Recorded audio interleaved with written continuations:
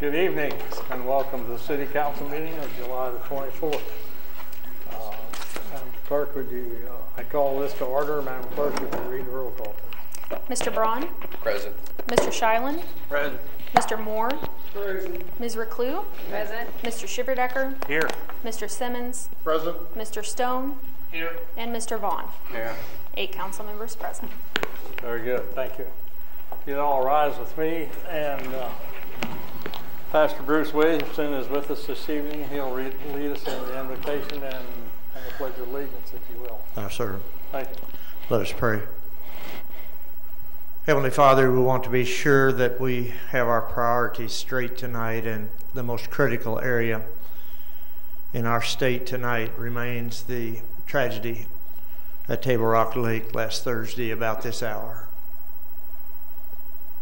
Funerals are beginning this week, and the injured are out of the hospital, but there will be ongoing needs, Lord, for these people for months and for years. Help and encouragement, not just bereavement, but ongoing care. And we lift up all of those whose hearts have been broken through this tragedy. And we pray, Lord, that you'll continue to bless those that are working through it and give them diligence in their work. I pray as well, Lord, for the safety of our police officers and firefighters and first responders in Florida and in Texas. We lost officers who gave their lives in the community where they lived, serving the people. We continue to pray for our first responders as well as those nationwide who protect the communities where they live. We lift up our troops and those assigned to protect the Constitution and defend it, and those that are stationed overseas in some very difficult and dangerous assignments. Lord, bless our soldiers and the work they do to keep America both safe and free. We're grateful, Lord, for this session tonight. We continue to pray for the work that is done through our called and chosen servants. I pray for our mayor and council persons, administrators, and all those who lead departments within this city, down to the boots on the ground that are in my neighborhood and every neighborhood every day, serving we the people. We are grateful to live where we live and for those that serve us. I pray tonight that you'll continue to bless our city family and those within it who need your ongoing and perpetual care.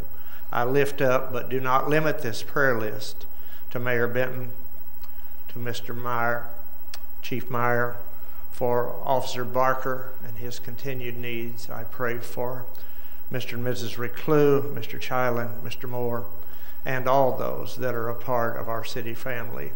I pray for the community that's here tonight to participate. I thank you, Lord.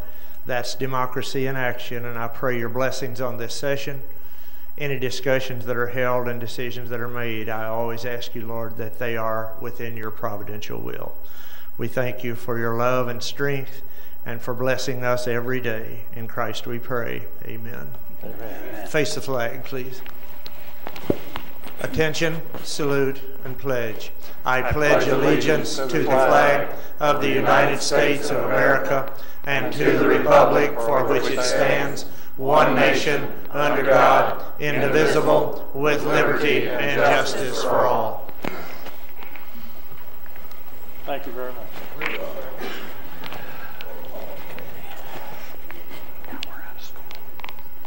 At the beginning of each council meeting, we set a time aside for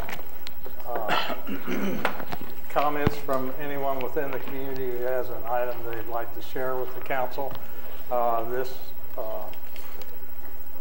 There is a public hearing later, however, and that will be also an opportunity to discuss that particular issue. So at this time, I ask if there's anyone present who would like to address the council. We ask that you limit your comments to 5 minutes and give us your name and address. Did I hear you right, sir? Is this on bill number 1510? No. This is just comments from visitors. General. Right now. Just general comments. Okay. Well, can I make my remarks now, or do I need to? Sure. All right. Does it pertain to the rezoning? Or? Yes. No, you have Why to don't you wait for the hearing, if Okay. you don't mind. Thank you. Thank you. Sorry. Okay. Very good. Seeing no one coming forward, I'll move on with the agenda. Our next item is a public hearing, and it's to consider the rezoning of Rice Road US 54 in Fulton, Missouri from C3 commercial to C2 commercial. The format for the hearing will be as follows. I'll do three. Anyone wishing to speak in opposition to the matter, and then I'll do 3 calls for anyone wishing to speak in favor of the proposed rezoning. So at this time, I'll issue that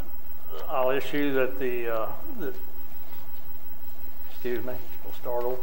I'll declare the meeting open, the hearing open, and now I'll issue 3 calls for anyone to speak in opposition to the matter. First call, is there anyone present who wishes to speak in opposition of this proposed rezoning? And I'll also put out that more than one individual can speak on each call. So it's not limited just to 3 people, okay? If there's any clarification. So, and is there, just to clarify for anybody, is there a time limit on this? Not on the public hearing. Thank you. not on public hearing. Sure, if you're ready. I'm ready, you all are. We are. And you all already know my position. When I was up there, I opposed it then and I still oppose it. My #1 concern, it's not that it's affordable housing, but think of all the little children that's going to be in that housing. They're going to run across the street to that quick shop. Somebody's going to get hit. That child is going to be traumatized. The driver of the vehicle is going to be traumatized. We don't need that. Whenever Mr. Bell bought this property, it was zoned. He knew what it was zoned. If he wanted to put a business in there, because Unit 2 didn't come in, why didn't he create something else? He owns a business outside of the city limits. Why did he choose to go outside the city limits? And now he wants the voters of Fulton, for his special needs, to rezone that property? In my mind, all of you sitting up there, and you as well, Mr. Mayor, you were elected in those positions to represent the citizens of Fulton. Numerous citizens have come before you in the past and told you they are not in favor of this rezoning. Therefore, I think it's time for you to listen to the citizens of Fulton and do not rezone this. If Mr. Bell wants to put a business in there that is justifiable to the location and not hurt anyone, let's leave it at the zoning. Bring his business from the county and put it there, whatever. But I'm not in favor of the rezoning at all. Thank you. Ms. Gray, could you state your name and your address for me, please? Emily Gray, 112 West Oliver, Fulton, Missouri. Thank you very much. Thank you.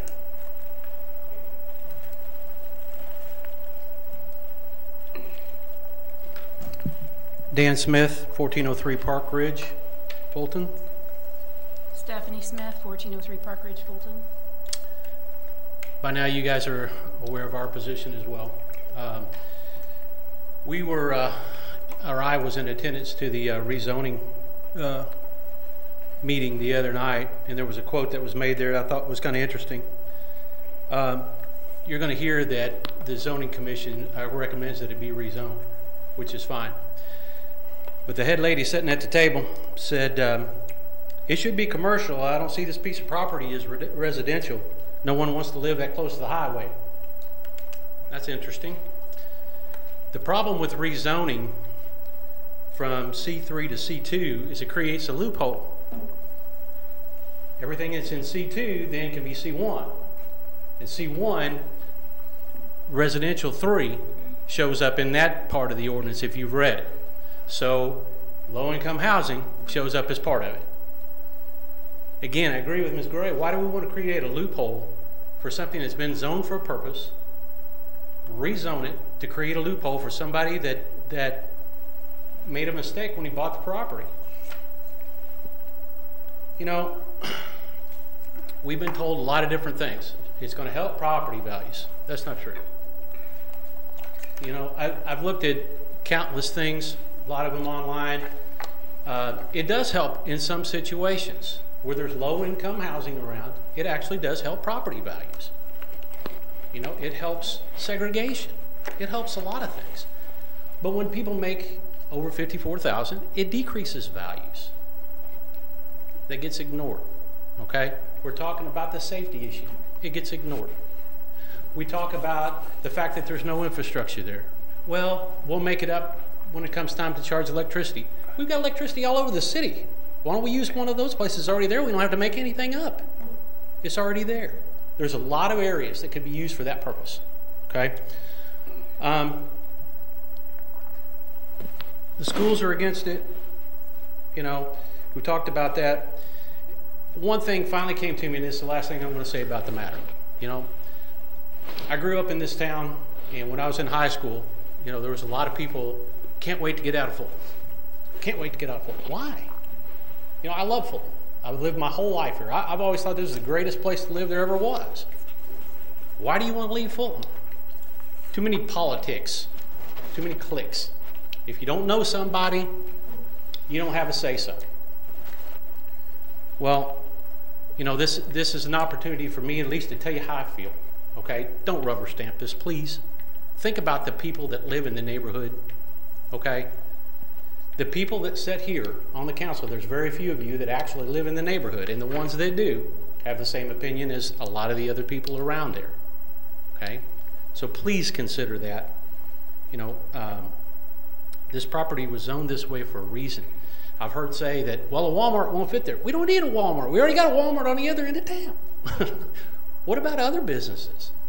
You know, there's other options there. Thank you for your time.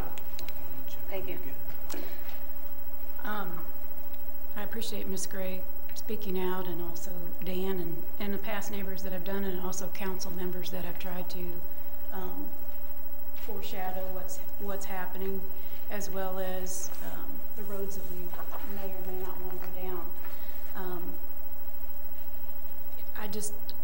I have a pit in my stomach every time this comes up. I don't know how long this has been going on. It seems like a year at least. I don't know how many months specifically. But just as Ms. Gray said, and council members have said, the people who are you're representing have asked you to not put this through for several reasons. I was sick last meeting, so I couldn't make it, and I believe Dan was the one that listed the statistics about the income of the area, also of the schools, populations and things, and also the big picture. I mean, maybe we are getting a tax break. The city is getting a tax break from this right now, but think big picture, 10, 15, 20, 30 years down the road. Statistics have shown, studies have shown, research has shown, Stanford business researchers have done research on this type of thing, and it filters out depending on where the income acceptance is of the properties. So it's just another thing that will bleed into our town, and like I said, it makes me sick to my stomach, the things that we allow our town to harbor and continue, and to not make it better and to grow in a more positive aspect. I know all of the work comes from Springfield, all the workers, all the materials, everything, if what we're talking about does get built. Please consider, you're in a position, a powerful position to negotiate things like that, things that are built in town. Have them 95, 90, 85% of the labor hired from Fulton, funds from Fulton, materials from Fulton. Why are we bringing an outside source to build this when there are people here in town that need jobs and would be willing to work for this? And back to you all with, you know, you're in a position of power. And as Mr. Braun stated a couple of months ago, when he was campaigning throughout the neighborhood and shaking hands and talking to people in that neighborhood, all of that surrounding area, it's not just a little corner of that area, it's that entire surrounding area. 100% of the people that he talked to were opposed to this. Not a small majority, not a of the people. And like the previous speakers have said, it's not the idea that it is a fixed income place. It's the aspect of it. It's the principle of it. It's what it's going to bring into our communities. I think I stated before that our schools are busting at the seams. And we've got some neighborhood members and community members said it's a done deal. Schools are already asking for money. They're hiring extra teachers. They're trying to find some funds for these extra people that are coming into our community. So the pit in my stomach is mostly there for that. Is it a done deal? Is there nothing that we can say as people that are affected by this and live in the neighborhood and pay taxes that can say for this? I've been working since I was 12 years old. I'm an old lady, about 150 years old, so we could work when we were 12 years old. But I've been working 2, 3 jobs ever since I was 12 years old so that I could make sure my family had what they needed, we had what we needed, we could pay bills. Our family works hard. I'm sure everybody in this room works very, very hard. But when you work hard for that kind of a environment in a community, and it just gets chipped away and chipped away, it's kind of like getting punched in the stomach all the time.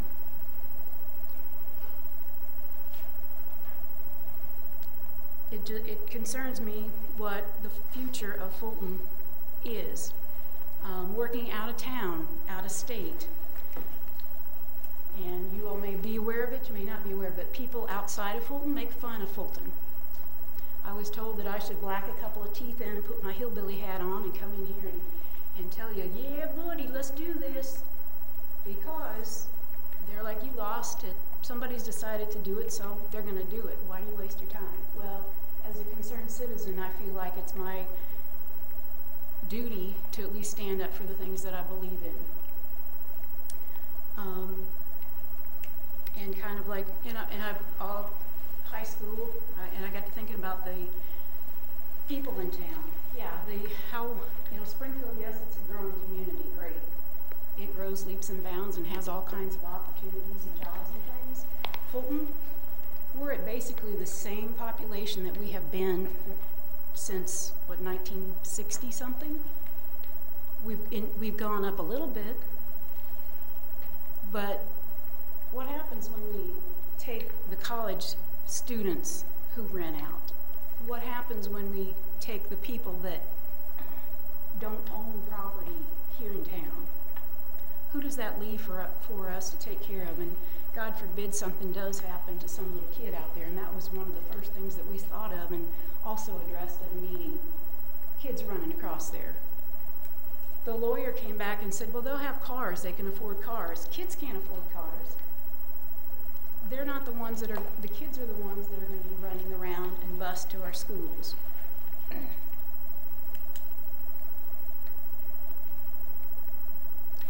As a teacher for the last 20 years in this town, I have seen the numbers go down, unfortunately, with the transient people that we have in Fulton, that they don't have a place to settle, they don't have a place to call home, so they don't have a lot of ownership in the community, and some of them are struggling just to get by. The schools do the best that they can to help those families and those students, but it's a fact of the numbers. And the numbers that we get in the school system are not suggested. They're not, we need you to look at this guideline, we want you to set these high priorities. It's a standard, and it's set. And if we don't meet the standard, if we don't have 95% attendance 90% of the time, the schools lose money. If we don't have the scores that we need, our schools lose money.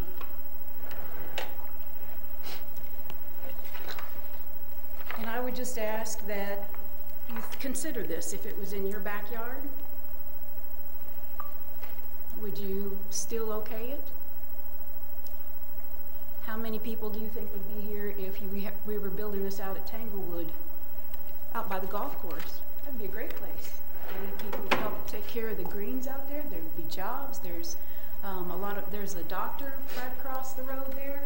There's an empty building that I think the fire department's going to set up house in. So you've got all of that land.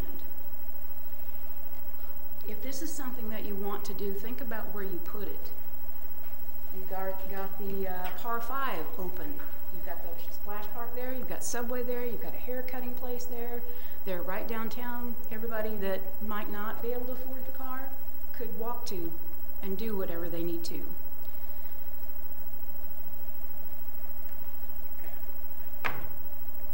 I just hope that each of you, with the power and votes that you have, that you think about it long term.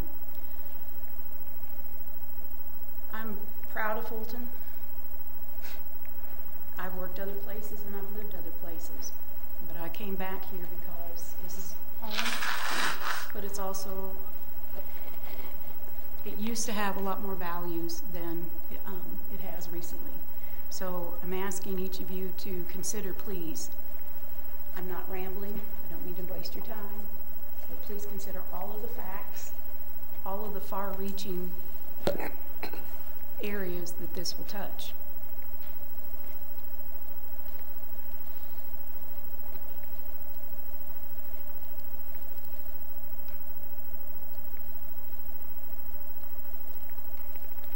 Thank you. Thank you. Thank you. Very good. I issue the second call. Is there anyone present who wishes to speak in opposition of this proposed rezoning?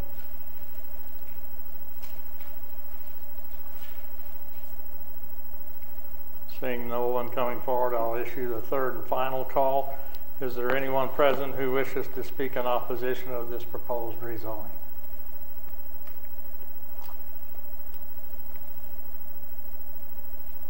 Very good.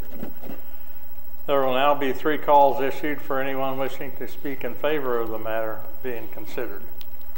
First call, is there anyone present who wishes to speak in favor of this proposed rezoning? I'm going to get close to Mike because I can't hear anything anybody's saying. Some of it's age. I guess I'm getting to know you people. Geez, I don't know this is going to have such a profound effect on this town. We couldn't sell this property at C3, and we decided to move down to C2 when we talked to some people, and that's the reason we did it. But I didn't know this was going to bring such an uproar to this town, and I really don't understand why. I really don't. We're talking about 48 apartments. I drove by that project behind Ford. Isn't that like 100+ building spots or something like that? So I've heard the stories about traffic. I've heard stories about, is this really the first thing you want to see when you drive to Fulton, is an apartment complex? And by the way, I'm zone C3. It's the first thing you want to see when you drive to Fulton, a Love's truck stop. I mean, I don't know what's going on here. I don't get it. This is not welfare. And I think there's a misconception about this, that this is some kind of welfare project. And it's really not. You got to make between $30,000 and $42,000, and the median income in Fulton is $41,000. These are all people employed in Fulton. I hear from everybody that housing is such a problem in this town. So I don't really understand why this is such a hot potato. And I understand people are passionate about this, and I can appreciate that, but I just don't understand why.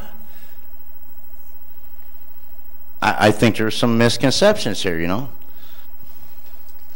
And, you know, I'm not even going to comment on some of this stuff, but, you know, I guess the bottom line is, you know, it's okay to build it here, but just not by me. But I don't get that. We're just talking about, is it 48 apartments for people to have jobs. I don't get it, guys, folks. I don't get it. That's all I got to say. Thank you. Thank you. Thank you. Just for the record, that was Mike Bell, owner of the property. Oh, I'm sorry. That's okay. Mike. Yeah. Michael Osborne, Call Valley Engineering, 14700 West 114th Terrace, Lenexa, Kansas, 662 215. We represent Zimmerman's and provide their engineering services for them throughout the country, so my primary purpose here tonight is to talk about the technical aspects of placing this into a C2 type zoning. Mr. Bell alluded to the fact that he has had this property on the market for several years, attempting to sell it as C3. When we look through your zoning code and look at C3, the primary purpose of that is for a planned development in a larger scale type element.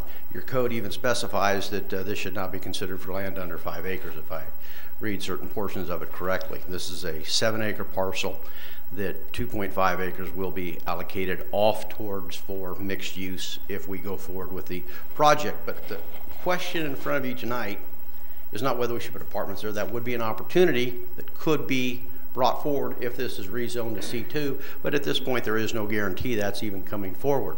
Mr. Bell's attempting to rezone his property to C2 to provide him more opportunities to sell for other uses other than what's currently utilized within your C3 zoning. Now, could this be apartments? Absolutely. Does my client build apartments? That's what they do for a living throughout the country. I'm not going to get into the socioeconomic issues associated with apartments, whether they're moderate income, standard income, market rate. There's all types in that regard. My goal as the engineer is to talk about the viability of using this piece of ground for the C2 zoning and or what other elements within C2 could be going on, such as the multifamily that my client builds if everything falls into place and it were to go that direction. Sewer, water, traffic, they all fit with this piece of ground. Stormwater fits with this piece of ground. Is this piece of ground applicable for making a C2 zoning? Absolutely. Would a multifamily development on this parcel of ground yield a lesser impact than some of the other things, especially than a C3 zoning would? Absolutely. Your traffic impact will be less. Your sewage impact will be less. Your water impact is typically less in that regard. In this regard, going to C2 zoning would give Mr. Bell the opportunity to have a wider market of who he may be able to sell for, and that's the primary question on the table. If there are questions regarding how this can be used in a multifamily with the type of plan that my client would potentially go forward with if this were to happen, I'm more than happy to answer those. And with that, I end my comments, and I think we have one more speaker.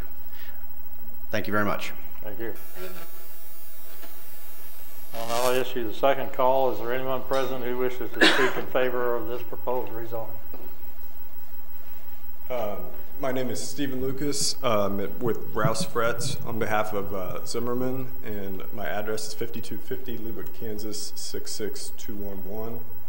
Mr. Mayor, members of the council, members of the administrative staff, appreciate your time. I would just like to clarify, so I'm a land use attorney and a municipal attorney and an urban planner, and this is not, there's not a loophole. What the city has currently is cumulative zoning, and there's a more intense use. This is the most intense use, C3, currently on Mr. Bell's property. As a planned use, it does limit his abilities per the code, and they want something that's more intense. By going down to C2, there's not a loophole because cumulative zoning is like a pyramid. It's intentional in your zoning code. It was designed so that if you have R1 and then R2, whatever's in R1, or excuse me, is permitted thus in R2. It goes up like a pyramid. And that's very intentional. So if you go down, zoning is actually, legally speaking, more rare. Generally, the public and the property owner are upset when someone wants to downzone their property because it's a less intense use. And in this case, we have a rare situation where we're trying to put this property to a reasonable use, to just a use where Mr. Bell can actually utilize some type of development so that he can sell his property, as he said.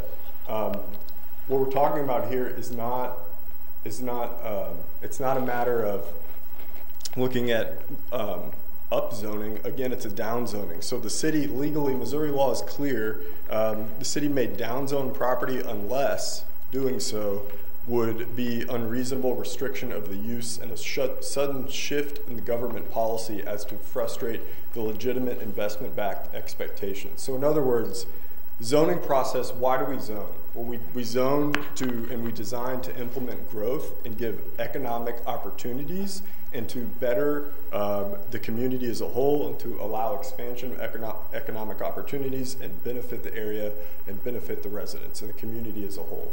So all of these pieces come together.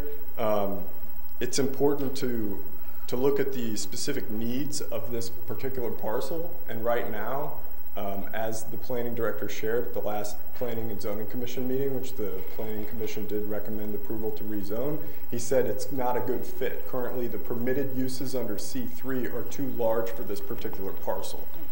So again, we're looking at a rare situation here where we're not asking for a more intense use, we're actually looking at a less intense use to go down from C3 to C2. So I thank you for your time, and if you have any questions, I'm available to answer them. Thank you. Thank you. Mr. Mayor, I certainly do have a couple questions when that time is appropriate. Okay. Thank you.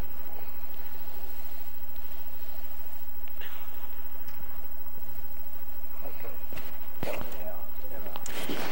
Hearing, do we have I would finish the hearing and then we can ask questions after. Okay. Need to clarify for you. Sorry. I'll issue third and final call. Is there anyone present who wishes to speak in favor of the proposed rezoning? Thank you, Mayor. My name is Ben Mitchell. I'm with Zimmerman Properties. I'm just here mainly to answer questions if there are any. We are the ones who intend to build the apartments if we're successful, not only with the zoning but with the financing. This would be our third project in Fulton, going back to the year 2000. It was our first apartment community, which was 48 units. We built another 48 units in 2009, and now we're back because we think there is a huge need in the Fulton area for more apartments for the working class, as one individual said. This is, you have to make a certain income to qualify. Our existing apartment complexes total 96 units. We have a waiting list, so we have a proven need not only for the community, but for our existing apartment complex. So I don't want to go into to take up a lot of your time, but I am here mainly just to answer any questions you might have for our proposed project. Okay, very good. Thank you for your input.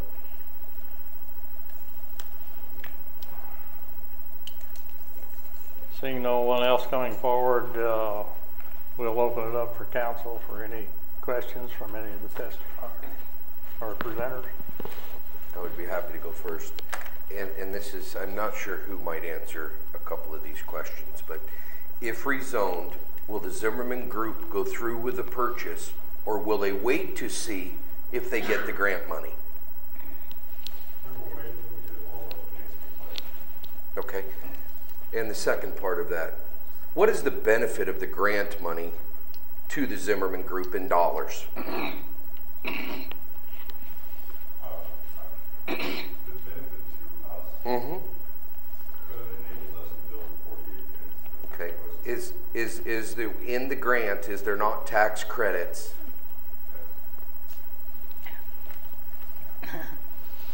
Easier for everybody to hear me.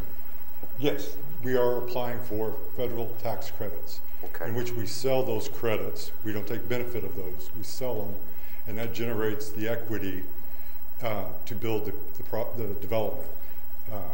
Because of those restrictions, the rent restrictions, it lowers the amount of debt that we could secure if we were building a market rate property.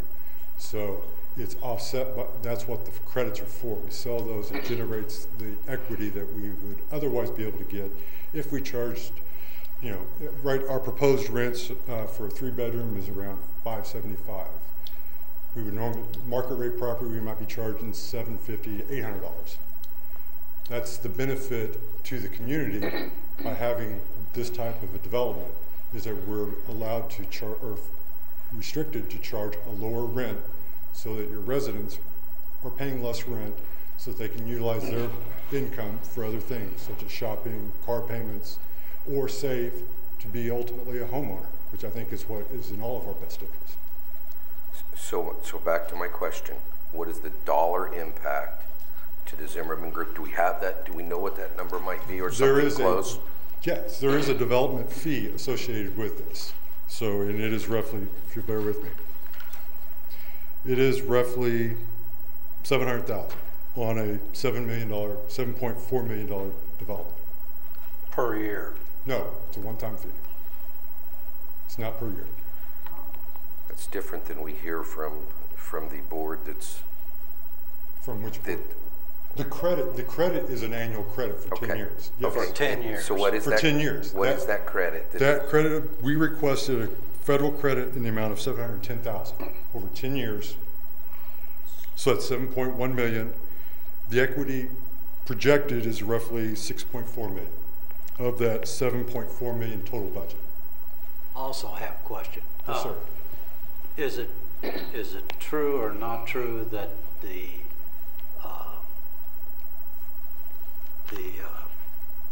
housing tax credit that they get also is funded from the school district? No, sir. Off of the top of their federal money? No, there is no, no, that is not true. That's not the no, answer we get. This is an IRS federal credit program. Let me know that.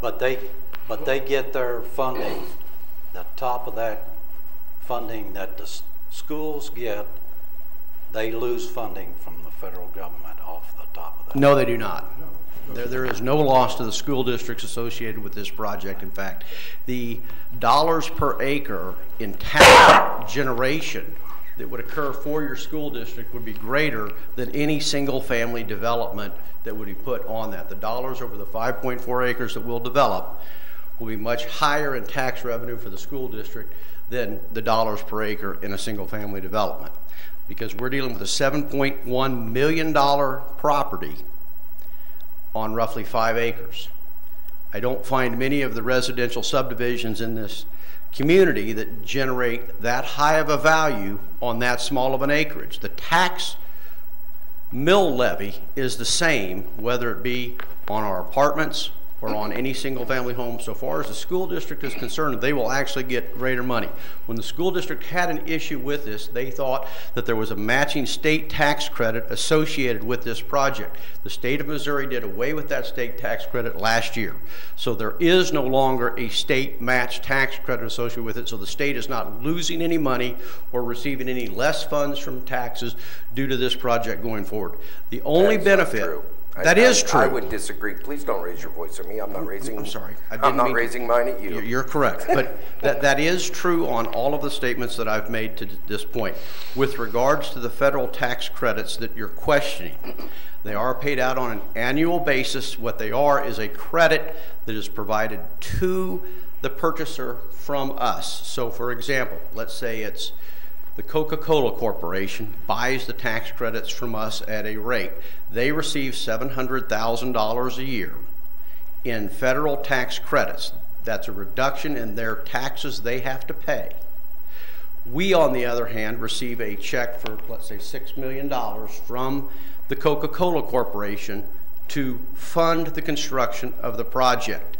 The differential in the total cost and what we get from the sale of the tax credits is the ultimate mortgage that allows us to set up the apartment complex at a much lower monthly rental position, which is why there's the rent restrictions. But we're able to come in at about a 60 to 65% ratio to market rate housing, but we build a project that is equivalent in quality, standards, and amenities to any market rate project that would be built in the community. It just provides better housing for those that make a little less money. And that's the whole purpose of this program throughout the entire United States, is to provide more affordable housing for those that have a little less. And it's paid for through federal credits on income tax that are then sold. That's the only impact that comes from this whole program. Otherwise, we'd be talking about standard apartments, standard market rates that less people could afford to live in. Hopefully that answered your question. We can agree to disagree on what you do, and I'm okay with that. I'm fine. But that is different than what our own school board is telling us. Well, that's not. So we can agree to disagree. Not on state money.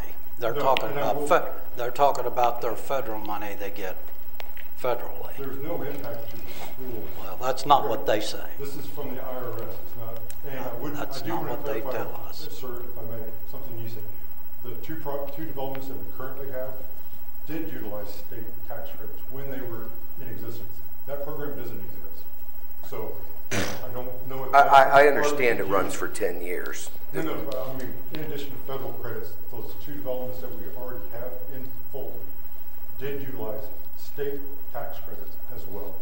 This development does not, because that program doesn't exist in the state of Missouri. That's right. So I just wanted to clarify that was part of the communication. Yes. State is not involved in it. That's right. We agree with that. That program does not exist anymore, but it did for those two developments. It did. State still administers. Yes, I know it did. Okay. Could y'all send us some literature on that it doesn't exist or something from the federal government? Yeah, I'd be happy. I could give you just the state agency's website, and it talks about the program and how it's. Send them a copy.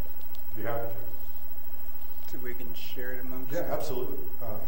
Just tell me who the appropriate person is to give it after the meeting. Send it to I'll be happy. Courtney? Yes. All right, thank you. It's just, Now I don't know if either one of you can answer this question. You've been accused of not buying anything locally. Do you give any bids or let any out of subcontractors Absolutely. locally? no, we do post, we will advertise locally.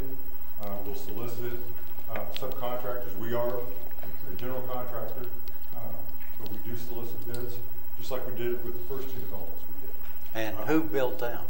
We did. That's why I said we are a general contractor. Yeah. But we will post in the local paper. A lot of times, and I'm not saying specifically, I'm just giving you an example of other developments that we built in other communities. A lot of times, the dirt work's done by somebody local because they can bid it better. It's all based on price. I mean, we're a company, just like I'm sure most of you are. You know, if it's competitive, we'll accept it. Most of the subcontractors will come from the local area, and the purpose behind that, of course, is it's a much more competitive opportunity. When you think of most of the materials other than lumber, they will be ordered from local companies because, again, shipping and delivery, your concrete, your gravel, any off-site soils that may need to be brought in, your electricians, your plumbers, most of that will come from your regional area because, again, putting those people on the job site on a daily basis, but yet having to pay housing for them to stay up here is not cost effective. So you do end up with mostly local trades other than the lumber itself, and that's done through a national broker. We've no hidden ideas about that. They have just gotten better contracts through doing national brokering for their lumber with a number of units they build throughout the country. Most of the other materials, since they are locally delivered, it's much more cost effective to go with local based firms that provide those types of materials.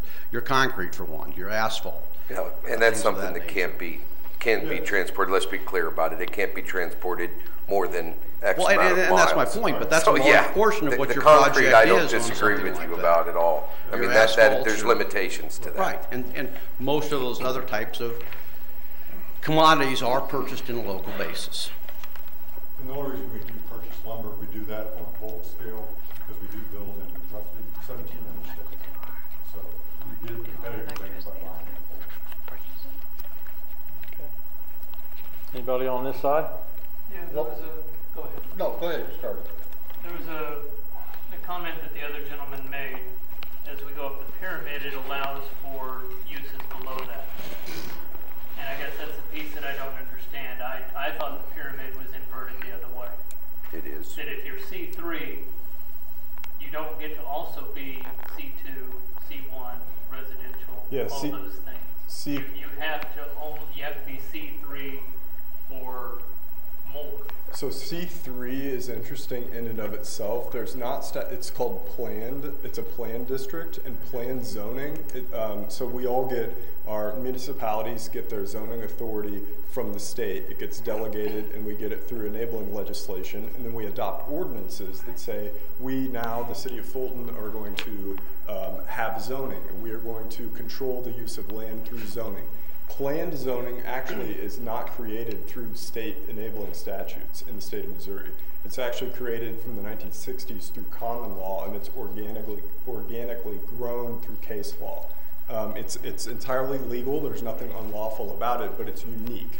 And so it's somewhat confusing, but in essence, what planned zoning is in a planned district, if you're familiar with the term overlay district, what that basically means is right here, for example, this yellow notepad, let's say that this is zoned residential, and then you wanted a planned district on top of it, then this planned district has additional regulations, and you can modify the underlying regulations of the district.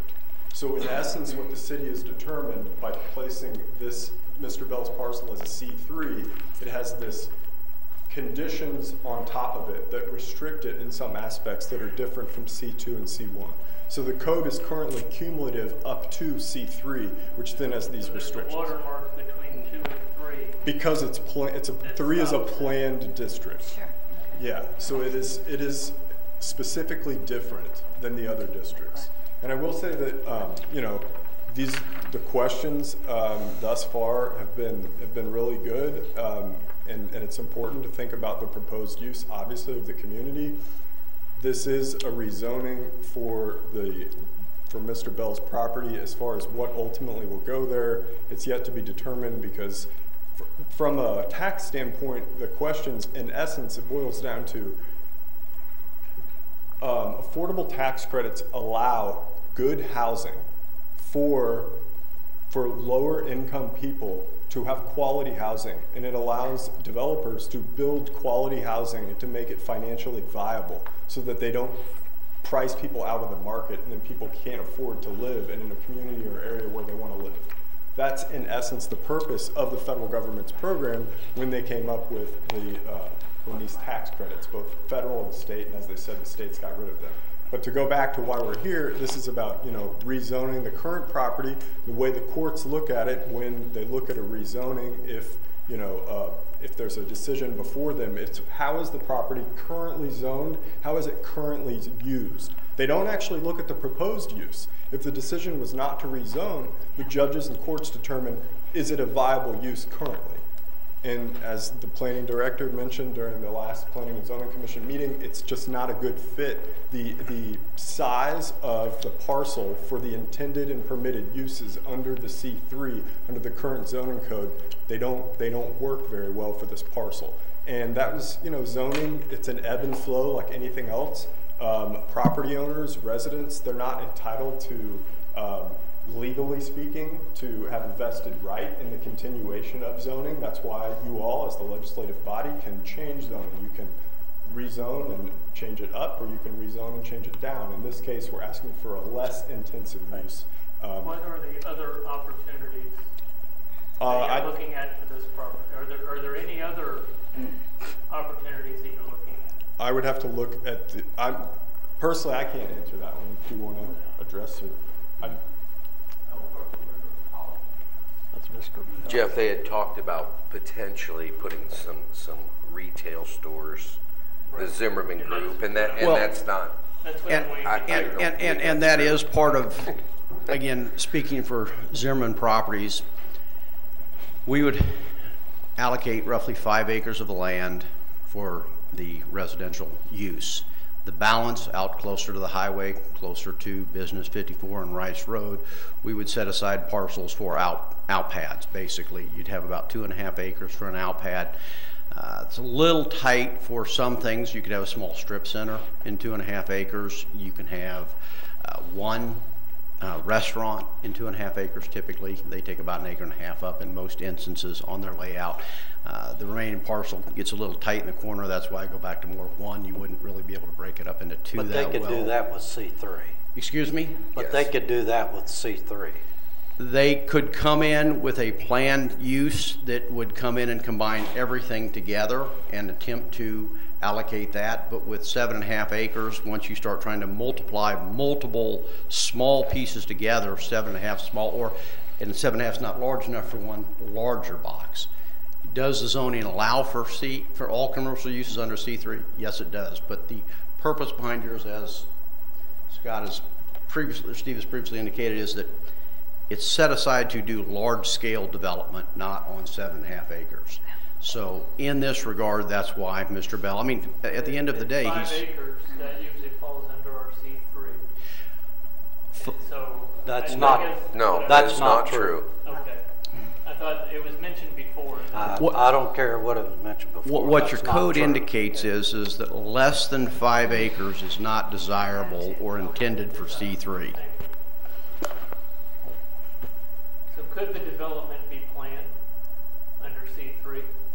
Well, that's a question we've tried to define with your code. And just a second. Steve, he's asking if we had Some this of the phrases discussion, you could we said, come in with a this could planned be a development planned with both development. in there under C3? So, okay, frankly, to, you know, completely transparent, I have not reviewed a proposal based on C3, based on the code, okay?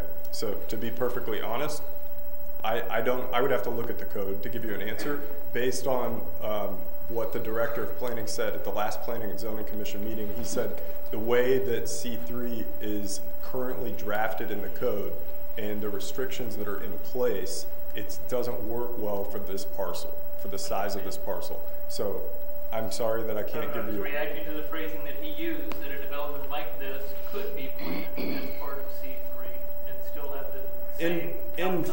In theory, planned use doesn't prevent a development. It depends on the specific regulations of your code regarding C3 that I'm not particularly familiar with. I would make the statement, and I know that it's not in line with your code. We thoroughly looked through C3 zoning to determine if we could just come in with a planned development, have you all approve the planned development, have both the housing and the commercial put together, which is ultimately what the goal would be if Zimmerman's were to move forward with the project. I know that we would be willing to come forth and help alleviate some of the concerns that we've had that, you know, was this many units, of having our zoning restricted minorly if the code would allow that. I do remember, I'm sorry. So, I mean, I glanced at it, but this just popped in my head. Sometimes it works like this.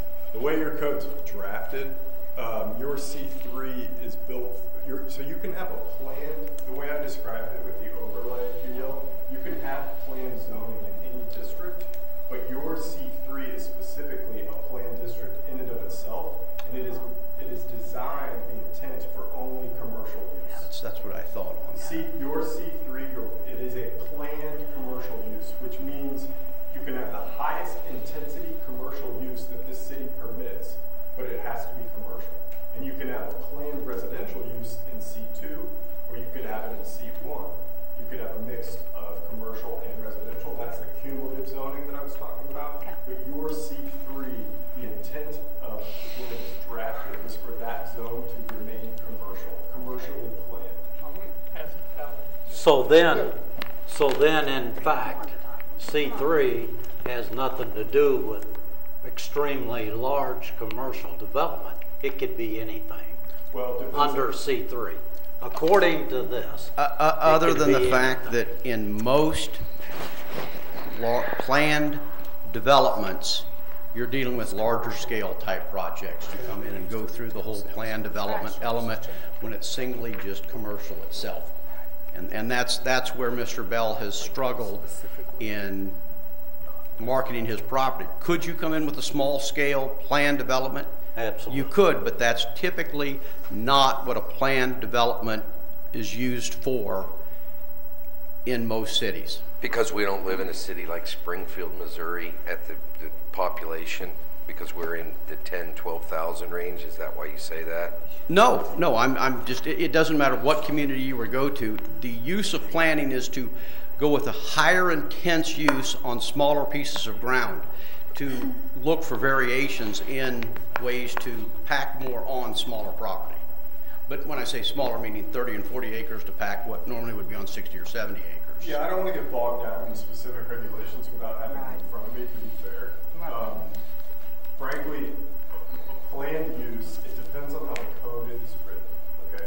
So the planned use doesn't necessarily have to do with the size per se, but your code, because it's C3 and it's above C2, it's the most intense commercial use designed to be planned. It's strictly commercial. So let me. Let's see. I've I got two think questions. Mr. Simmons has one. Yes. One for the Zimmerman Group. We've heard several comments about the tax credits. Yes, sir.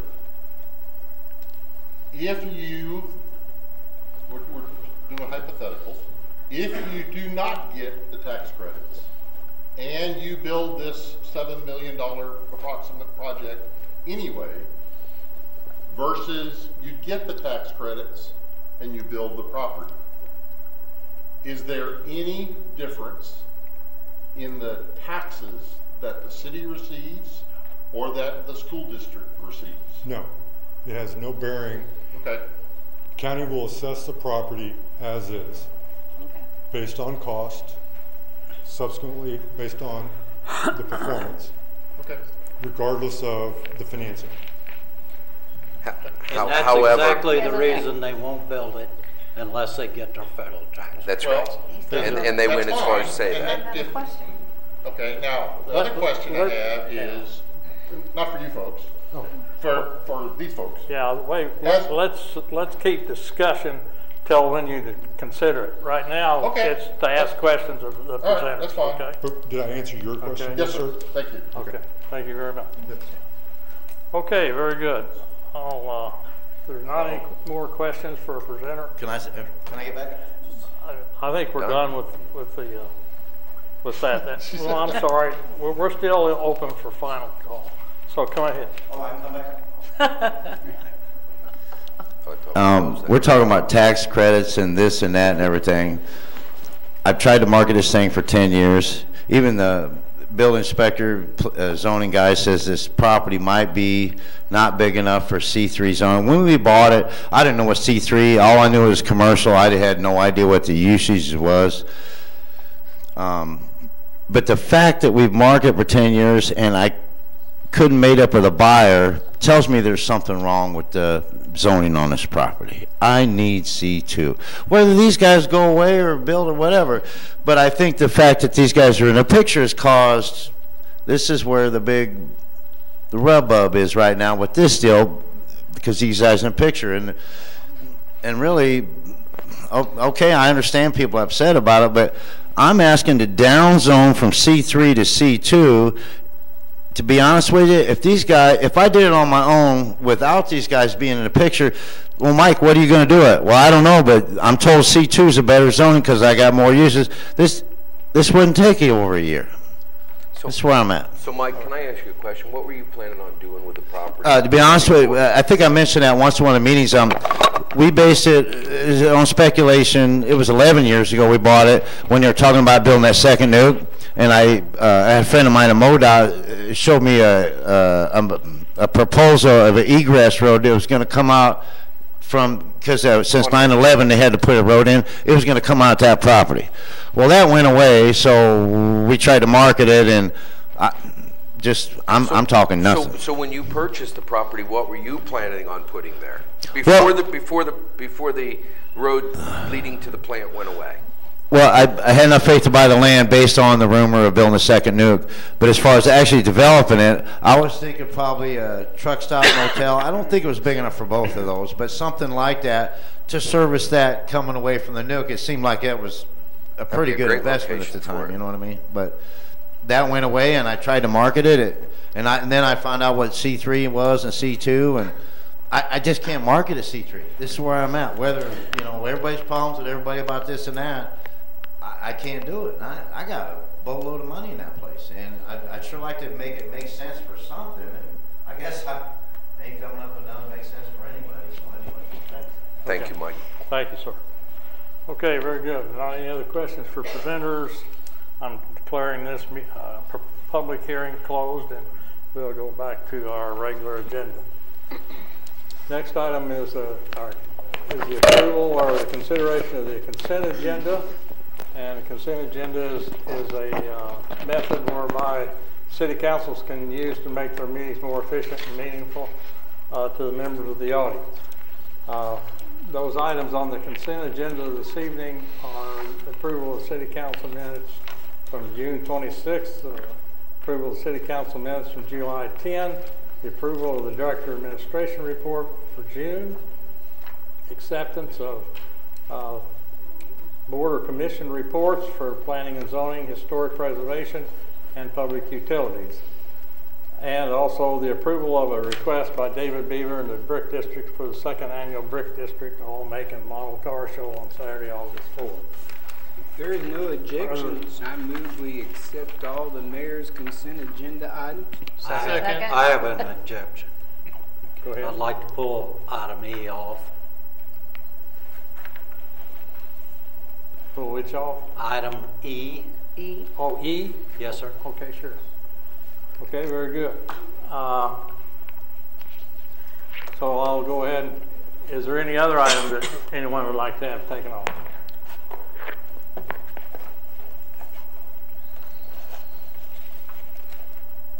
Councilman Moore, does your motion still stand? I'll without- entertain a motion to approve the rest of the consent agenda. Yes. then. I'll second it. Nobody has. Very good, thank you. Have a motion and second to approve the consent agenda. Any questions on that motion? Hearing none, all those in favor of the motion, please signify by saying yes. Yes. Yes. All those opposed, no. Oh, okay, very good. We'll now consider item E, which again is the approval of the request from David Beaver and the Brick District for the second annual Brick District all-make and model car show. Madam Clerk, you want to tell a little bit about that? Sure. So David Beaver has submitted this request for the car show. This is the second car show of this type that he's done with the Brick District. I know he's presented this with, or he's gone over this with Chief Myers. I've also had Chief Kofelt review this request, as well as Tom Riley, who's the president of the Brick District Board. And all of those individuals have approved it. Basically what they plan to do is host a car show on Saturday, August 4th, and they're planning to close down the right-hand lane of Court Street between 7th and 6th, right in front of the Brick District Playhouse. They're going to leave the left lane open so that way the CVS pharmacy can still get their traffic through, as well as have their drive-through open. And then they're going to have both lanes of Court Street closed from 6th Street to 5th. Okay, very good. Are there any further questions? Or just The only thing, the 6th Street, people coming up to that intersection, what do they do? This is kind of this is what David has given me. But basically they have, they're going to have barricades. Well, they're going to have barricades here on 6th Street, so no one would be coming that direction at all.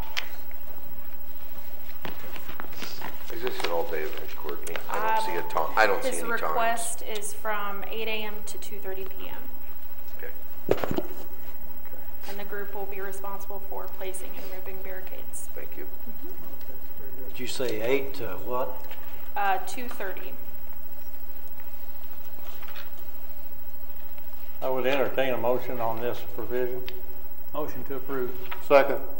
Very good. I have a motion and second to approve this request from David Beaver in the Brick District for the annual car show. Any further discussion of the motion? Hearing none, all those in favor of the motion, please signify by saying yes. Yes. All those opposed, no. Very good. We will have a car show. Thank you very much. Mr. Mayor, I just have a point of question. This is scheduled for Saturday, August 4th, which is very soon. Did we have enough time for Chief Meyer, Chief Kofelt, everybody to do a thorough review? Do we need to set any type of requirement of we need 5 weeks to review this, 2 weeks to review it? Does it matter? I mean, at this point, it doesn't matter because they've all approved it, but Right. I guess I'm just asking to make sure have they had enough time to review what they So need my to rule of approve. thumb is I have to have everything 1 week prior to the meeting. I can't speak for Chief Kofelt or Chief Myers, but as soon as I receive a request, they receive it as well. But if they feel that we need longer than a week to review things, then That's what I was going to say. If administration through the police and fire and the Brick District Committee and Downtown Association hadn't done enough research to feel it was appropriate, we wouldn't bring it to you. Understand. Okay, very good. I have a motion on the floor and a second to approve this request for the car show. We've actually already approved that one, so we're good to move on to the financial report. Won't go through it again then. Okay. We'll now move on to presentation and acceptance of the financial report for June. I believe Mrs. Holzbach is with us. There she is. Turn it over to you, Kathy. I'll be short and sweet. We have 5 months of sales tax recorded, and we are right in line with same period of time last year. There's probably not $1,500, $2,000 difference. So I have tried in the notes to make you aware of any capital purchases and the few things that were out of the ordinary in the month of June. It's pretty much business as usual. I would be happy to answer any questions. Looks good to me. Any questions from Mrs. Holzbach? Motion to approve the financial report. Second. Thank you, very good. A motion second to approve financial report. All those in favor of the motion, please signify by saying yes. Yes. Yes. All those opposed, no. Thank you very much, Kathy. Now move on to unfinished business. Looks like we have a review on the Parks and Rec facilities. Mr. Clay. Thank you. What you have in front of you is the latest design from SFS Architects.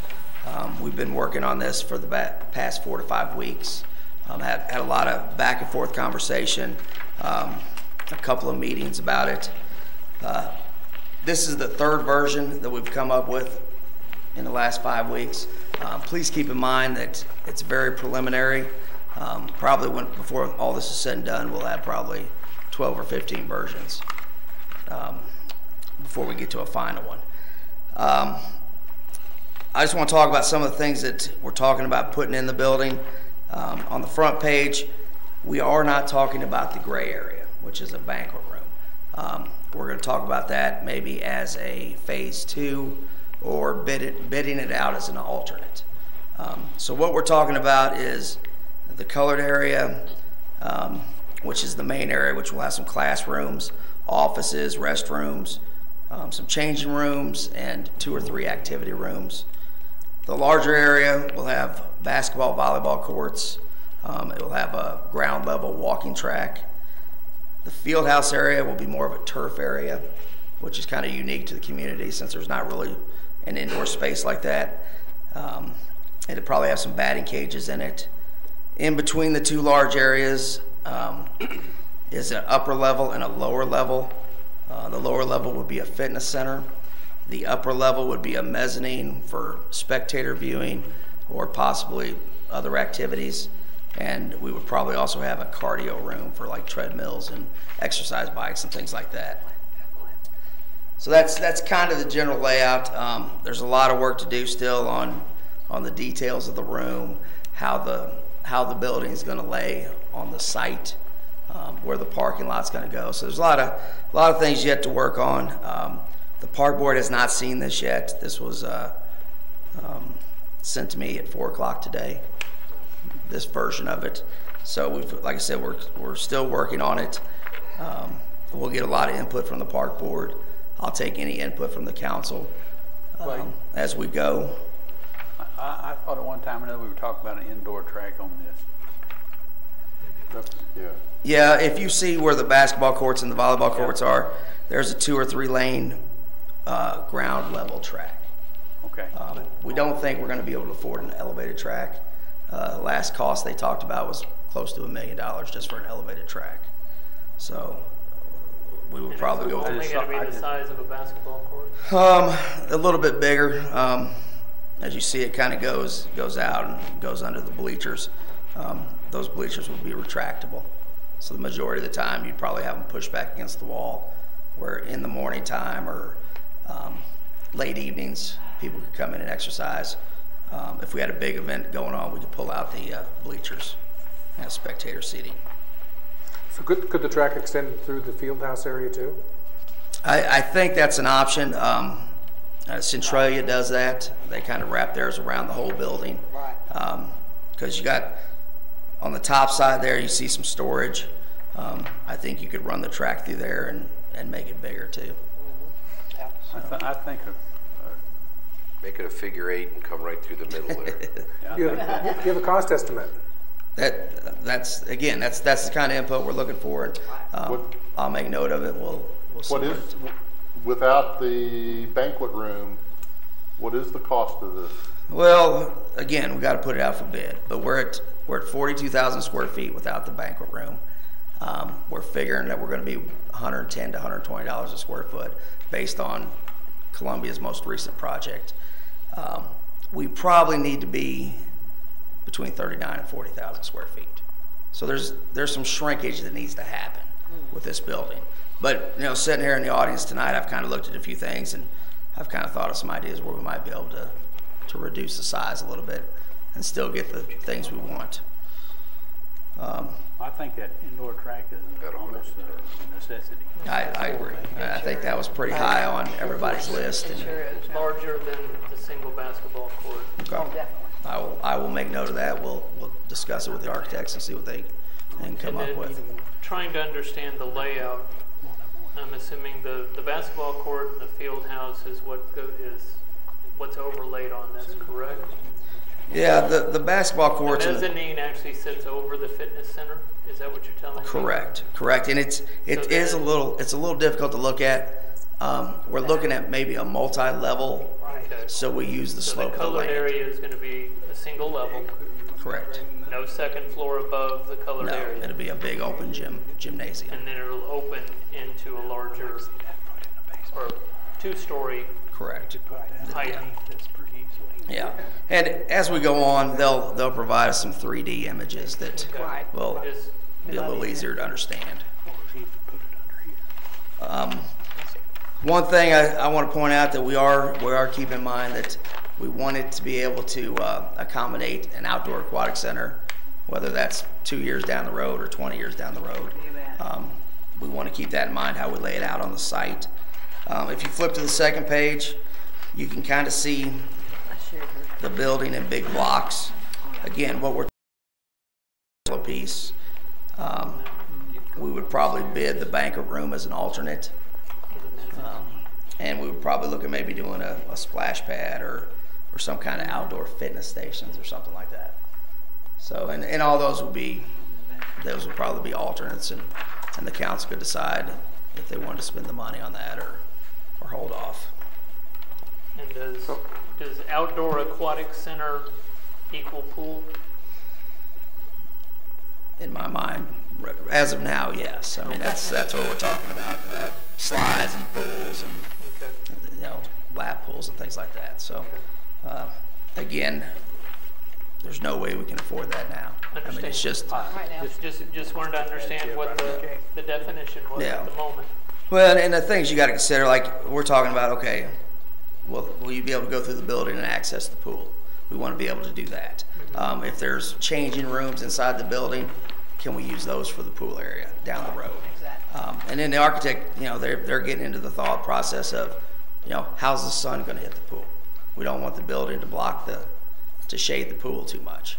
So there's a lot of things to think about when we start thinking about the pool. So if outdoor aquatic center equated to, a wading pool, that's a lot different than equating to a swimming pool. So that was what I was asking. And you answered that. Thank you. Yeah. So without the banquet center, we're looking at $4.5 million as laid out here, approximately. 4.6 is what I come up with, Ballard. Okay. Yeah, and again, we need to shrink it a little bit. That's kind of, we're working in that $4 million budget range. That's where we want to be. If we decide to do this project only, then maybe we could go to $5 million or something like that. If we're trying to still do both projects, I think we need to be in the $4 million budget. What's going on with the other project? It's ready to go. I mean, as far as the design and the specs on it, I know the engineering department's been out and they've kind of done some surveying on the land as far as trying to figure out. And the other project, for anybody that doesn't know, the other project is the ball field. Is the baseball complex. Baseball and softball complex. You got an estimated price on that? We don't. The idea is that we're going to put both these projects out for bid at the same time so that I can bring back a cost to you guys and let you decide We had an estimated cost at one time. I'm saying probably based on the last architect's estimate, we could be around the 2.8 to 3 million. And again, a lot of the work with the baseball complex could be done in-house. That's probably not a popular decision, but it would save us quite a bit of money if we did some of the stuff in-house through the city. One option that we could do, and I've talked about it the last time we talked about this, was maybe we could start the dirt work, get the project going. We do have some money saved up from the sales tax. Maybe we could use that money to kind of get the site prepared. Right. So if we are ready to move forward with either project, we're that much further ahead. But are we spending that on the engineers? Some of it, yeah. Okay. Not all of it. Yeah. It's.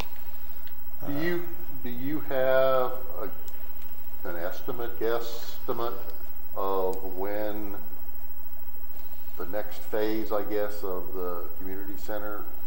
When are we looking at a couple of more months to get a more final rendering? Or I think we're looking at kind of in 2 to 4 week spans. I think tomorrow and later this week we're going to have some discussions on how this building is going to sit on the site. That's a pretty key component. Unless there's any huge objections to the design, we're going to continue moving forward with this basic concept. If there's something you want to see different, let me know. You can email me, call me, whatever. I need to get it before the park board, let them have some input on it, and again, we'll start trying to refine it. And, I don't think we'll be back here in 2 weeks, but maybe 4. I think 4 we'd have something a little more final.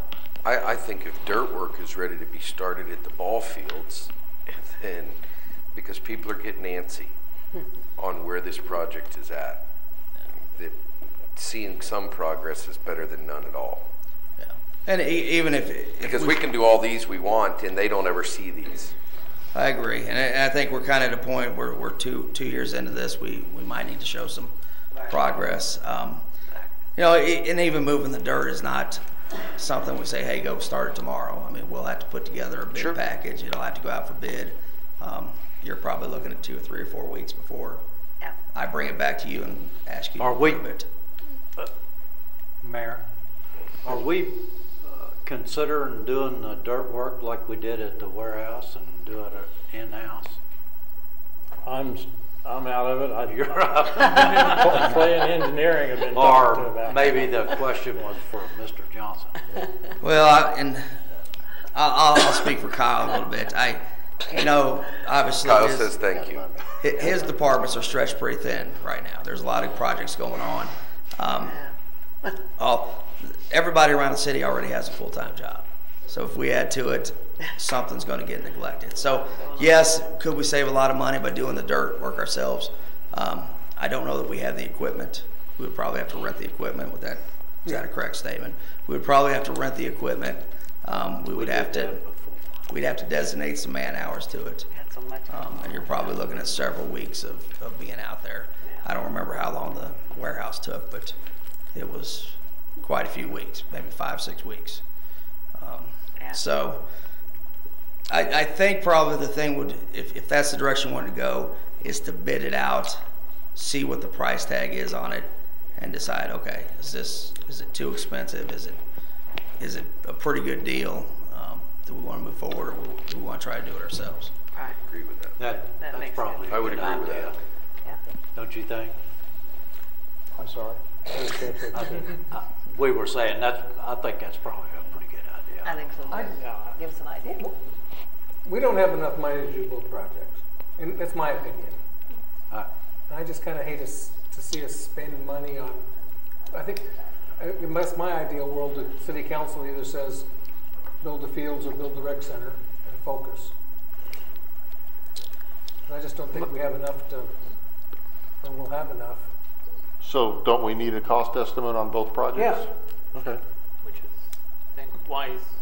That's why we're looking to put it out to bid, correct? Is to get that cost estimate. get that realistic cost estimate, correct? Yeah, and that's where we are. The only thing I would say with the baseball complex is if we decide to go with the community center, if that's our project we want to do, I think over time you could gradually develop the baseball complex. You could add a field one year. The next year come back, add another field. But will that ever happen? I don't see it happening. And part of the business plan was to get revenue from the ball fields. Yeah, I think that was one. I mean, I know that, and that's the balance that we have to look at. That's the chicken and the egg, is we thought, well, if we did the ball fields first, they're going to be bringing in some revenue, and we can do the community center faster. We don't know that. If we do the community center first and have to wait on the ball fields, then that's lost revenue opportunity. If I'm remembering, You're correct. kind of the thought. You're absolutely correct. Yeah, and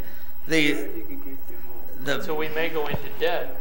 We may have to take on debt to look at doing these two projects at once, but we have to look at that revenue opportunity also. Yeah, and I think the best. John, I don't care which one we do first. Oh. I really don't care which one we do first. I just don't think we have the revenue to take 2 bites at the apple. No, and I don't. When we discussed it before, I don't think our intentions was to try to do both at once. I didn't think so either. I thought just Well, right now it's to find out what both projects cost. there you go. Yeah, and I think the park board's recommendation has been to continue to move forward until we have an answer. What we do know based on the consultant's information is we know the community center can come close to breaking even. We know that the baseball complex, if managed correctly, will generate a profit. So we know that, and we kind of have a good idea of what it could generate. We know what we have to spend, what we can afford, which is that $6 million number. And break even is just covering annual costs, not covering construction, correct? Correct. So if we have $6 million to spend, we're $1.5 million off of, and I'm just saying we're $1.5 million off of the 2 projects. Correct. Yeah. So at some point, something will have to give, or a decision will have to be made.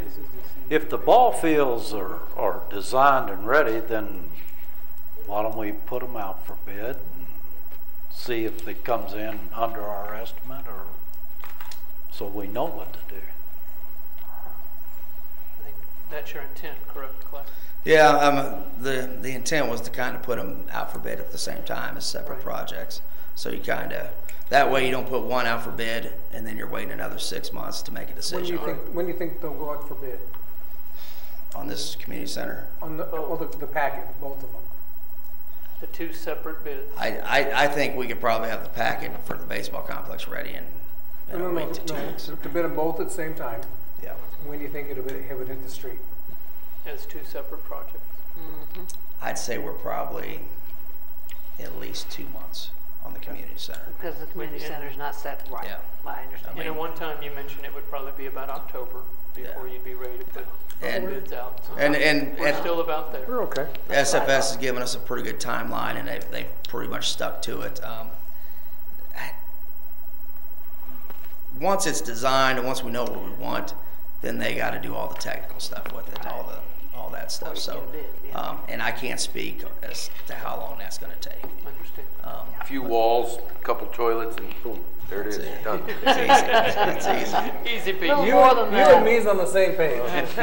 But something we have to also consider is that, as we get 2 months down the road and we put it out for bid, now we're talking about the seasons and the weather. Yeah, that's freezing. And there has to be some thought given to the timing on the ball field, because you don't want to have a ball field sitting there or a ball complex sitting there winter with long. no grass on it, and you got to wait a year to play on it. So Turf.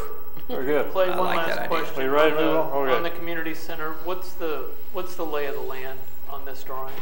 Are we looking at 8th Street on the right and State Street on the bottom?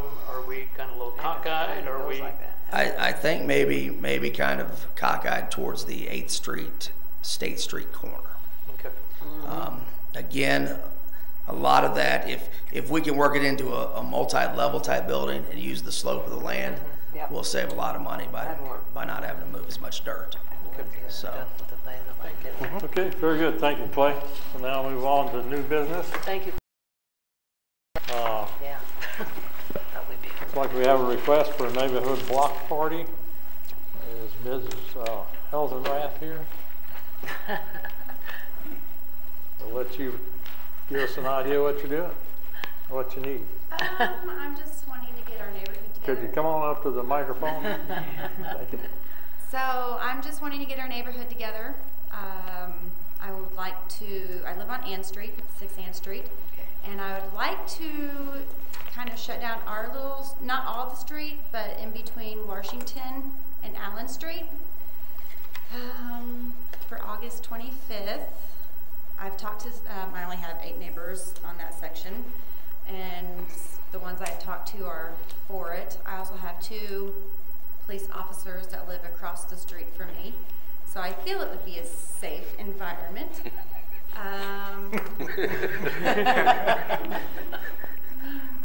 Yeah, but it's a small area that I'm going to block off. I'm going to have a dunking booth for, I want to have like a little band. We have some neighbors that have a band. I want to have a talent show for the kids.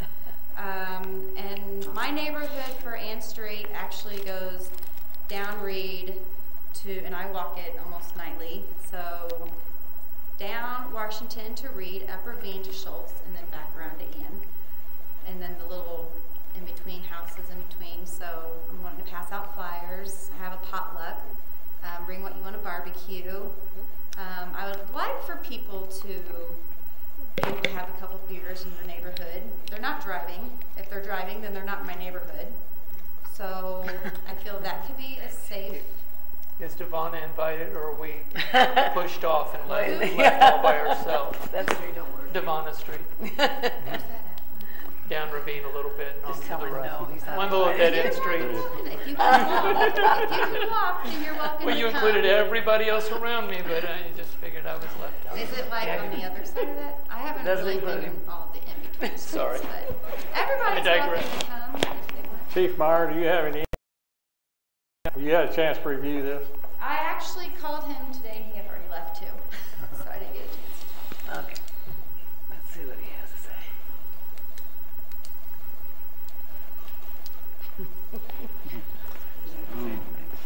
Can I go? I don't have any information other than what briefly Mr. Johnson gave me about the party. Are you still looking at 12 hours? 11 to 11, yeah. Yeah, I would oppose that. If you're going to have alcohol for 12 hours, you're going to have problems. Okay. And we're going to have problems. And which would fall on you to have major problems. I think that, you know, I don't know if all of your neighbors are involved in this. If one of them is not and we close the street, then I could see that's going to be an issue. There'll be some major problems there. I kind of oppose us starting to close streets to have parties. That's why we have parks.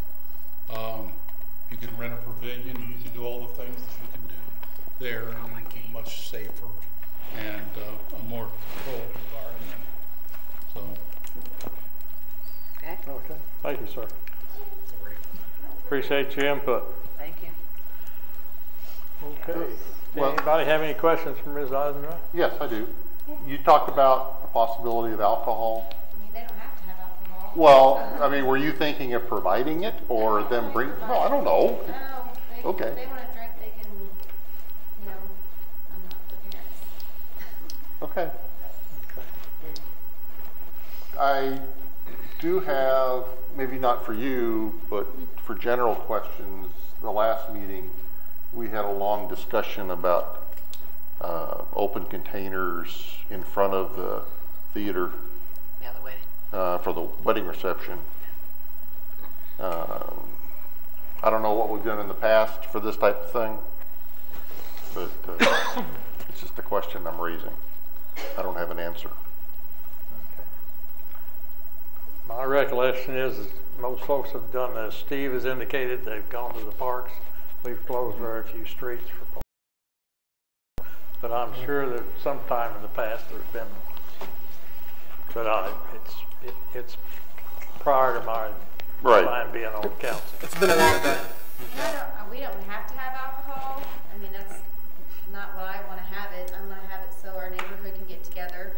It takes a village, you know, and kids will be there. I would like for my kids to know their neighbors. I'd like for my neighbors to know all my kids. Me growing up, I was close with all of our neighbors, and it was like a mile circumference also. And we had a lot of childhood friends, you know, that I met that I wouldn't have known if we, you know, didn't ride the bus or whatnot. And some kids don't ride the bus, so they honestly don't know who their neighborhood kids are. I can also shrink down the hours of the time, but like for the parts that I want to block off, there's seriously only 8 houses. If there's a problem with somebody needing to get in, I don't have to have any games or anything set up. They'd be able to get through. I'd make it convenient for them because I like to get along with my neighbors. But barbecue, good food, meet lifelong friends, I don't know. They used to be popular back in the day. Everybody had block parties. If I heard correctly, Chief Myers, and even my concern is the 12-hour span. Yeah. If you're rotating people in and out over that 12 hours, are you really getting to know them? Yeah, I would suggest suggest squeezing it down. Yeah. 4 to 10. I don't know, whatever time you want. That's not my decision, but squeezing it down in time-wise. And I can do that. So you want to have a motion they'd like to make? Or? I mean, y'all give me a time limit. I can set it and make it work. I think it's coming up pretty quick. I think we've got a lot of questions about the time frame. I agree with some of the other comments that 12-hour span is way too long. Okay. There also is a big question about, does somebody disagree with or is not involved in it? And if you're going to midnight, then now we're talking about noise ordinances and stuff, and people are going to get upset. I like 4 to 10. So have you talked to everybody on your block and they agree? The part that I'm closing down, I've talked to my side neighbor, and I've talked to one of our police officers' wife, and she's okay. You know, she's awesome about it. They want to pitch in and help, and I have some neighbors that are want to donate games and stuff, yard games for the kids, and even adults can play washers and ladder toss and stuff. And I definitely want it to be family oriented. And I like barbecue. And I think we would be a lot more amiable if we knew that everybody on the block agreed to it. Well, could you just do in front of 2 or 3 houses instead of the whole block? And so yeah, if someone didn't want to participate, they could go that way. I can definitely just like, do like a block it off my our like 6 houses. Yeah. And 2 of those were police officers. Yeah, that'd be a little. The idea is great, and I'll tell you, we did it in our neighborhood, and it was great. Yeah, she does. Yeah. She's got a good idea. I mean, I have. Of course, we didn't have open containers. I have Greg Newsom. He's for it. He's my neighbor, you know, and. I think at this point I we're probably concerned would about closing suggest the no alcohol, but you know, if you don't have much control over that, I understand that. So if someone does it, then they're just doing it on their own. But for you to promote it, I think probably wouldn't be the right thing to do. But the 4 to 10 thing suits me, I think, and I just wouldn't promote alcohol. Yeah, definitely. Yeah. I have flyers I'm writing up to pass out to all the houses. I'd probably just leave that out. And if they do, they do. I'm still concerned about closing the street, and it brings different things to it. I mean, yeah, anybody can sit on their front lawn and drink a beer, but if you close the street, then they're gonna sit on the street and drink a beer. Right. And even without the alcohol, you know, I think at this point, we don't have agreement from everybody in that block between Allen and Washington. We don't know that that's true at this point. And so I don't know if, I couldn't vote to approve to block off the street without that approval of all of those residents on that street. What you might do is you might get a petition, get them all to sign it and bring it back to us. Just a thought. Okay. We've still got a couple of meetings between now and then. So, And it'll give you a chance to talk to Chief Meyer and get some suggestions and some advice from him. Yeah, I will give it to Chief. And, so does anyone else need anything besides the consent of the rest of the neighbors? Okay. No. I just firm up with time and consent of all the neighbors. What's the alcohol policy? Three big questions. It's a great idea. I understand that. I did the same thing we used to do it in Cleveland about but 5 years ago. Not sure having have to kind of, We've had kind of a sidebar conversation. I guess I would like, I could make a motion to allow you that after conversations with Chief Meyer, that we extend our approval to the mayor, that we allow the mayor to make the decision. That way you don't have to come back to a council meeting. You don't have to work on our timeline. You can work on your timeline. Okay. That you take your proposal through the chief to the mayor, and I move to allow the mayor to make a decision. So that was a motion? That's my that was motion. You making a motion? Okay. Is to allow the mayor to decide based on information that she provides to him to the chief.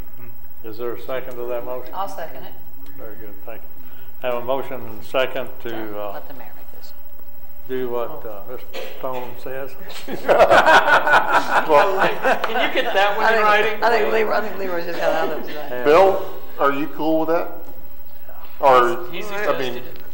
you suggested it? Okay. I'm very cool with that. Okay. Bill suggested it, yeah. I think between Chief Myers and the mayor and Danielle I think that. and the signature she's going to come back from her neighborhood, there's going to be a workable package.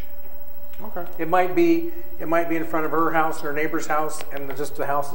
The whole party might be 200 feet long instead of 400 feet long. But don't take this wrong. I can't imagine a 400-foot party anyway. Well, no, I seriously only need probably like 2 houses, really. Yeah. Two. Kind of fun. Okay. I just didn't want nobody to run us over and block off. Some strategically parked cars. So, Oh, yeah, Leroy, Let's get the kids, Leroy has we'll get the power. kids some stop signs. Okay. Very good. We have a, And I mean, between the chief and the mayor, we can work out I think. acceptable hours. I'm kind of hearing 4 to 10. Some kind of. I'm hearing not block the whole street. Just, I'm hearing very questionable on the alcohol, and if there is, you're not going to know anything about it. I don't need alcohol. I'm doing it for the kids. There's I know a- they said something about the park, but it would be a block party if I had a park. It would be neat. Your ideas. There's a package in there someplace I that think so can too. work. I think so too. okay. There's a motion on the floor. It's been seconded. Approve this with caveats. Okay, if there's not any further discussion, I'll call for the question. All those in favor of the motion, please signify by saying yes. Yes. All those opposed, no. There you go. Okay, very good. So who do I give the petition to? You Her. can You contact everything. Communicate with Ms. Brain. She's the only one that does anything. Can you, when you do that petition, can you draw just a little map and say, Where it's gonna be. signature 1 is this house and this house, so we can kind of see? I'll use some blueprints. My father-in-law does do blueprints. Oh, well, there you go. Thank you, Dave. Okay, Great idea. let's go on with Morningside cell tower discussion. This is on here purely for city council information. I'm not looking for any action tonight. I just don't want to surprise you in Surprise. 3 weeks or a month when we bring a proposal to you. It is being proposed 2 months ago. A cell phone company came to us, and Daryl and I got together with them, and we got in the truck, and anyway, he wanted to put a cell tower pretty much where we want to build the rec center. And Daryl and I said no. Good spot. Then he wanted to put move the cell tower to the corner of Wood and 10th, right there where the old playground used to be. And we said no. And he was a nice guy, and it was very cordial. And he said, "So where do you want me to put it?" And I thought, well, let's not go there. But we showed him kind of, maybe all of you don't even know what I'm talking about, but the Morningside area where we store some of our salt shed, where we have the salt shed, some storage area back in there. We showed him that, and over the next month or month and a half, we have carved out a 75-foot square in that property, which would allow for the construction of about 190-foot cell tower. The city initially would receive about $1,000 a month rent for that property. I know no one is excited about another cell tower in town. Some probably less than others. But cell towers, pretty much like Jenny quoted me in the newspaper this morning on the mini cells. Cell towers they're not all bad, and I think we as the organization needs to look at. It's going to allow the citizens better coverage, both on voice and data, by improving the cell phone coverage in the community. So. As I said, I didn't want to surprise you when we come to you with this concept. Does anybody have any questions concerning where we're looking at? The base will be, probably the bottom 80 feet will be invisible from any publicly traveled road. It's just, you're just going to see the spire sticking out above the trees.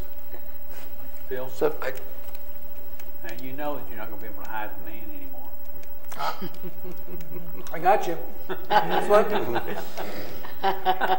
So 75 square feet is a footprint? 75 by 75. Oh, Yeah. okay. So does that include the guy wires? There's no guy wires. No guy wires. So Really? So standing. These are awesome. Okay. It's like the one down by the YMCA. Okay. Any other questions? I just found the 1.5 million we need to finish the ball fields. Yeah. Over 10.5 years, we could have it paid for at $1,000 a month. What's that? He's over there. We can cut that in half if we can get 2,000. At $1,000 a month, 10.5 years, 10 and a half years basically, pays the extra 1.5 for the ball field on the west side. I think you're missing a 0 You're missing there. a 0. It's 150 years to get 1.5 million. 12,000 a year. I might be. I might have We're missed talking it. 12,000 a year. Move a decimal. And you work at the nuclear plant? I look at you and you were there how long? Let's not go there. That's not what. Hey, Mr. Mayor, can we?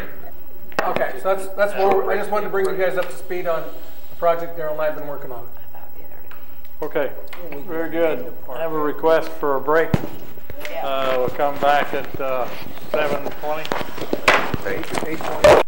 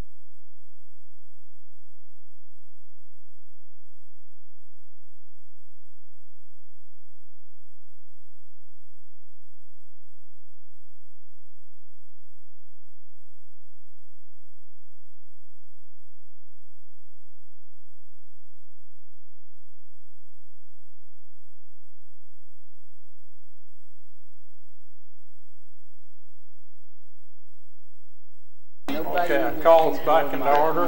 Brought that up and put that in the That's how the community And works. I don't have the data to argue with them.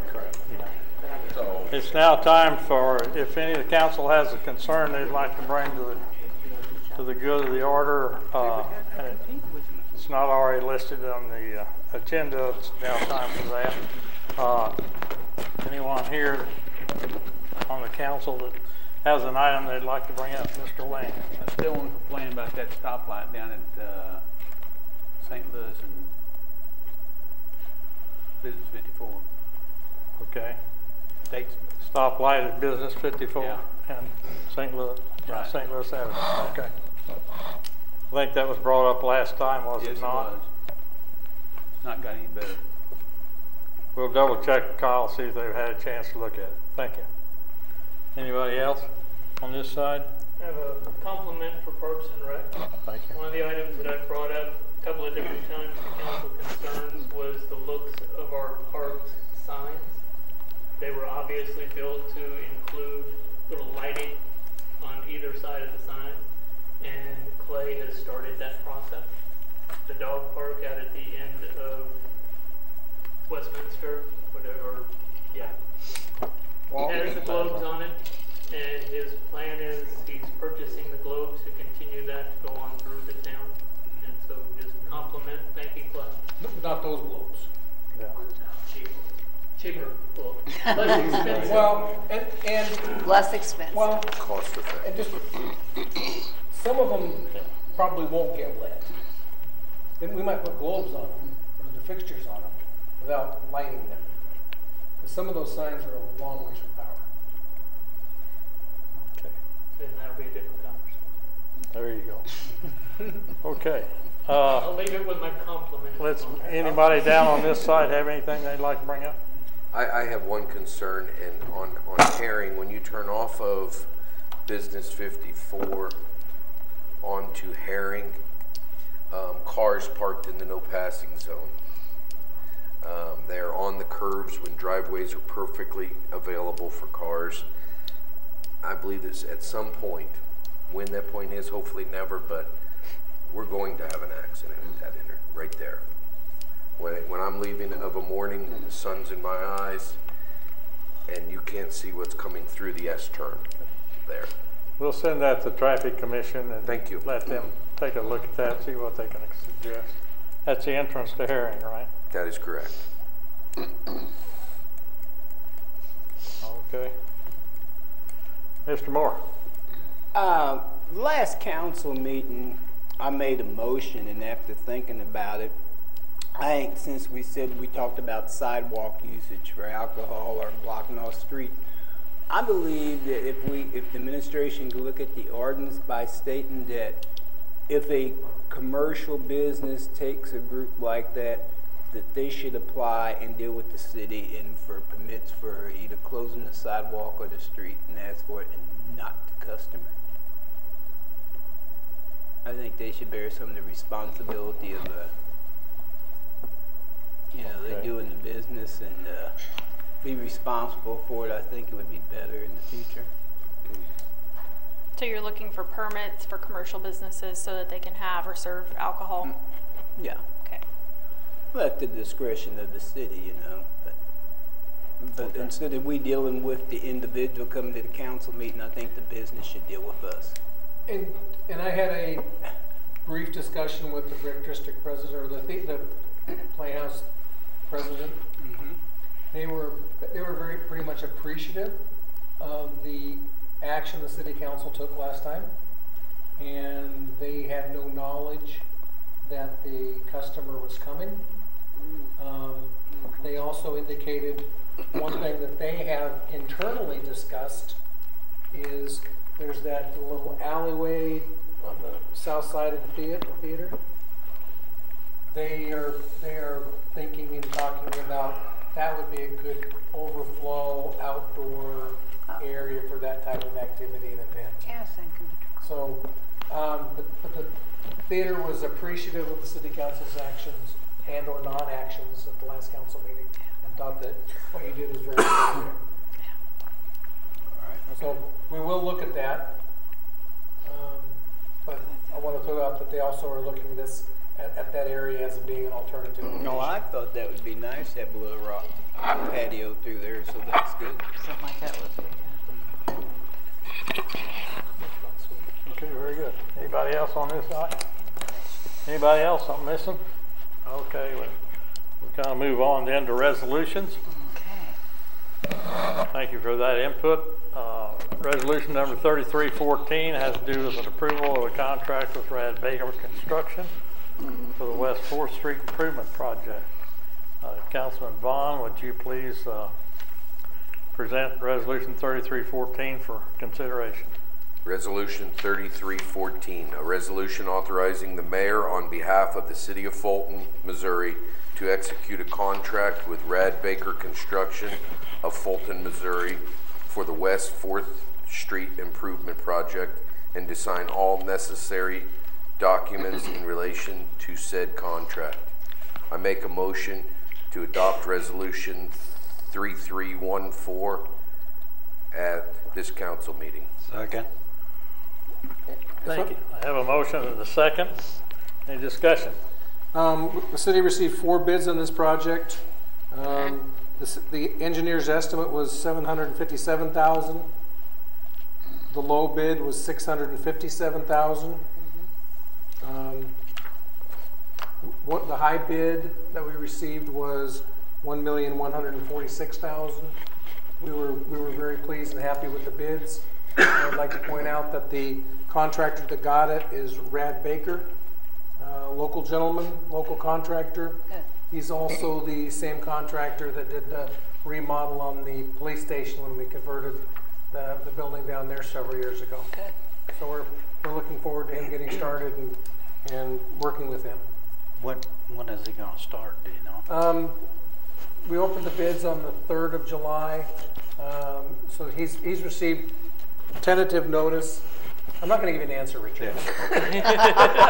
Thanks for being honest. That's truthful. So he's had a couple of weeks' notice to begin getting some of his performance bonds and insurance documents together and that type of thing. Usually the notice to proceed is about 30 days from the bid opening. So if that holds true, first week in August we should be giving notice to proceed and the clock will start ticking. Okay. Awesome. Thank you. Very good. Without any further discussion, I'll call for the question. All those in favor of approving Resolution 3314, please signify by saying yes. Yes. All those opposed, no. The yeses have it. Thank you. We'll now move on to ordinances, first reading ordinances. Councilman Simmons, would you please present Bill number 1510, which is an ordinance that rezones an area within the city of Fulton, Missouri, located at Rice Road and US 54. If you would present Bill number 1510 by title only, first reading. Bill number 1510, an ordinance reclassifying under the zoning ordinance certain land in the city of Fulton, Missouri, located at Rice Road and US Business 54, and establishing an effective date. I make a motion to place Bill 1510 for second reading at the next regularly scheduled council meeting. Second. Very good, thank you. I have a motion second to advance Bill number 1510. It's now open for discussion. Mayor, I have asked Dennis Houchins to come forward and read a section of the notes from the planning and zoning meeting. That way we can enter those on the minutes for this meeting. Okay, the motion was offered by Ronald Danny and seconded by Les Hudson to approve the zoning change request made for the tract of land known as Rice Road and US 54 business, and to recommend its passage by the City Council. The roll call vote of members of the commission were as follows. Mike Eibel, yes. Les Hudson, yes. Pat Kelly, no. Ken McSwain, yes. Joan Barry Morris, yes. Ronald Danny, yes. Jeremy Washington, no. Louis Beatty, yes. Motion carried with 6 members of the commission voting in favor of recommending the zoning change to the City Council and 2 members, Kelly and Washington, opposed. Thank you. Very good. Thank you. Thank you, Dennis. Any other discussion? Yes. Sure. I still have concerns about rezoning this piece of property. You know, we've been led to believe that C3 is not a good zone for that piece of property, which I don't know that I agree with that at all. You know, the people that are interested in it now are interested in it, and it's zoned C3. He claims he couldn't sell it, but he's selling it to these people, and it isn't zoned C2. They're asking us to do that. So I don't know why that Mr. Bell couldn't advertise that piece of property as anything he wants and bring it to the council to change. We have approximately 11 or 12 different designations that property could be. And the next person, and they've omitted that go through. So the next person that comes along might not be interested in this being C2 at all. Might want it strictly R1. So we're going to come right back in here and do this all over again. You know, so I just don't see, and I kind of agree with Mr. Johnson's statement, and he made that statement at the first zoning which got thrown out, that once you change this, the city has absolutely no say in what happens to that. And just because someone says that they're going to do this and save this for this, they haven't been able to sell it, apparently, they claim, for that now. So what makes them think that that's going to work with this group? So that means then that they could do or build more complexes on up on the top part of it. We was also led to believe that this piece of property is not a good piece of property for housing of people. It's too close to the highway, it's dangerous. But it apparently doesn't make any difference for low-income housing to be built there. I don't get this.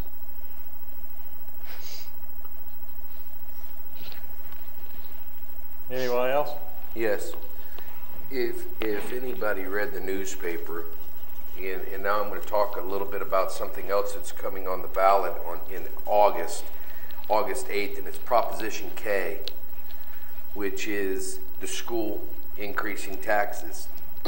I understand the superintendent hasn't came to speak in front of the council, but in the newspaper he has said, if they don't get this increase in funding for Proposition K, that something's going to have to give. They're already struggling as it is with the schools and the state cutting funding. Every time they turn around, they're losing funding. So if we take more funding from them or put more challenges out there, there's probably nobody in this room that likes kids more than I do. And I'm going to say that, and I mean that wholeheartedly. I spend a lot of time with children, and my children are all grown. But the proper term is undesirable children coming into the school system creates hardship. If you read the article from July 19th, it specifically says you're contributing money or the decrease in funding, and then the number of students receiving free and reduced lunch in Fulton has grown over 20% in the last 10 years, which in turn causes issues. This is the superintendent that's saying this. It's not John. It's numbers that he is putting out there, 100%. So what does it all mean? I really don't know. I don't have children in the school system anymore, but I support our school system, and we have to have a strong school system to make this town grow. I see the numbers of students in all the schools at tops, and teachers can't continue to work through the ones that need more help, which is like it or not, what we're talking about right today. I'd like to say something. Are you going to throw these kids away? What did I say, Mary? What I'm trying to say is, are we going to give up with these children? Are you going to throw them away? There's no place for them to live. There's no one to move in this town. We want to bring more in, though? We want to move more in, Mary? That's the question that I have. You're labeling. No, I'm not labeling anything. No, I'm not. I disagree. No, I'm not. Not the school board, but the school district come out a couple of weeks ago publicly and say they welcome this supposed apartment complex and the Willow Creek subdivision, that the Barkley School can handle all that? I guess I don't read that in this article that's right here from the superintendent at all, saying that. Well, I don't know if it's that article. Yeah, no, he I doesn't think it's say, a separate article that came out. article. I think it's a separate article that came out before then. Yeah. But he doesn't know where he's going to put them. Well, honestly, that's what it said. They originally came out with a letter saying no. That's right. And part of that letter was they were going to lose, they weren't going to get as much funding per person as they would have without the tax credits. Well, we're hearing the tax credits have nothing to do with the amount of funding the school district's getting. That's from one side. Well, you're hearing that from one side. That's fine. But they came out publicly and said they don't have a problem with it now. So did they reevaluate their position? I don't know. I haven't talked to them. I think we keep saying the school district isn't going to handle it, but the school district says yes, they will. And it's not going to be a big problem. And plus, that's the responsibility of the school board to take care of the fluctuations in the kids, because you're going to get sometimes when there are going to be a lot more kids going to school, and then it's going to fall back off again. So then they can keep coming to the citizens of Fulton ask for a tax levy. Well, and that's what they're doing. What they've explained to us for the tax increase was they want to raise teacher salaries, and they want to maintain funding for the at-risk kids. Because for some reason, Callaway County gets a lot more people than Boone County or Cole County. I don't know why, but they do. And the state is pulling funding from that program. I agree with that. Do you think it's potentially, and I'm not trying to put anybody out, but Fulton right now is about 55% rental, am I correct, Bill? 49. 49% rental. Okay. So but should we base a rezoning change on how it's going to impact the school district? Yes, I feel we should. And we can agree to disagree, but I feel we should, 100%. John, or all the council members, when I looked at the property and the application, it came across before I started, and I looked it over and looked at the area, and that piece of property, and Mr. Bell is asking for that piece of property to be rezoned, not Zimmerman, and I just want to take them out, okay, because they haven't purchased it. I'm talking about this piece of property that he owns. He's asking for it to go to C2, which will open the eyes of potential buyers of the property. It's C2. If somebody else comes to John to look at the property, he's still going to have to go through the rezoning, because they're not going to buy it at C3 if they can't. How can you say that though? You can't. You cannot stand there and say that. The property has sat there for 10 years and it hasn't changed. So in its current zoning, C3, it could likely sit there for another 10 years. It potentially could, or when the ball fields start, it could go immediately to something else. It's C3 so limits. You can look at what ifs a million different ways, and that's not a fair C3 what potentially limits the options for that piece of property. It takes out all the residential completely. But you've said that someone spoke of it not being a good spot for a residential neighborhood. Well, so, I'm not saying whether it's a good spot or not. I'm just looking at the piece of property. To zone that at C2, it fits the area. There's other C2 areas in that part of the city. Yeah, one duplex next door? Yes, and it's zone C2. And we look at it. I have I have 2 letters here. They were sent to the city, and one of them personally to me. But both of them on here is from Zimmerman asking for the property to be rezoned, not Mike Bell. I've never seen a letter from Mike Bell. There's never been one presented It was to the in our council. last council package. Richard, I don't have, I just have the application from Mr. and Mrs. Bell. I mean, one of these letters is dated clear back in August 2016, which they didn't even pursue it after they didn't get their grant. And I've got one now in 2018 that they're probably not going to pursue because it doesn't look as if they'll be funded this year either. So, but Richard, it sounds like you guys, it sounds like a lot of people are against the apartment complex. No, I'm saying that What else? this piece of property, once we change it, we lose complete control over what's being built there. Even Bill said you can't stop anything from being built there as long as it meets the city regulations. Once it becomes a C2. And that's the only commercial piece of property on that end of town that when you drive in off of the highway and we're trying to promote Fulton and the growth, and I think there's a better use for that land than a housing development. Then Why why hasn't anybody developed it? Well, you know why hasn't anybody developed? There hadn't been a house hardly built in Fulton in the last 10 years. The boom's only started. Oh no, out of my area, they're building constantly. My whole area's building. No, I'm saying in the last, there was hardly anything being built here. There's nothing commercial been built here. No. So, no, there's been no prospects for it. I agree with that. We don't have the workforce. We don't have the people. But things are picking up now. And once you change it, you're not going to go back. And you'll never get to decide on what goes in there again. We can't decide what goes in there now. Sure, I understand that. And you know they keep saying that this piece of property is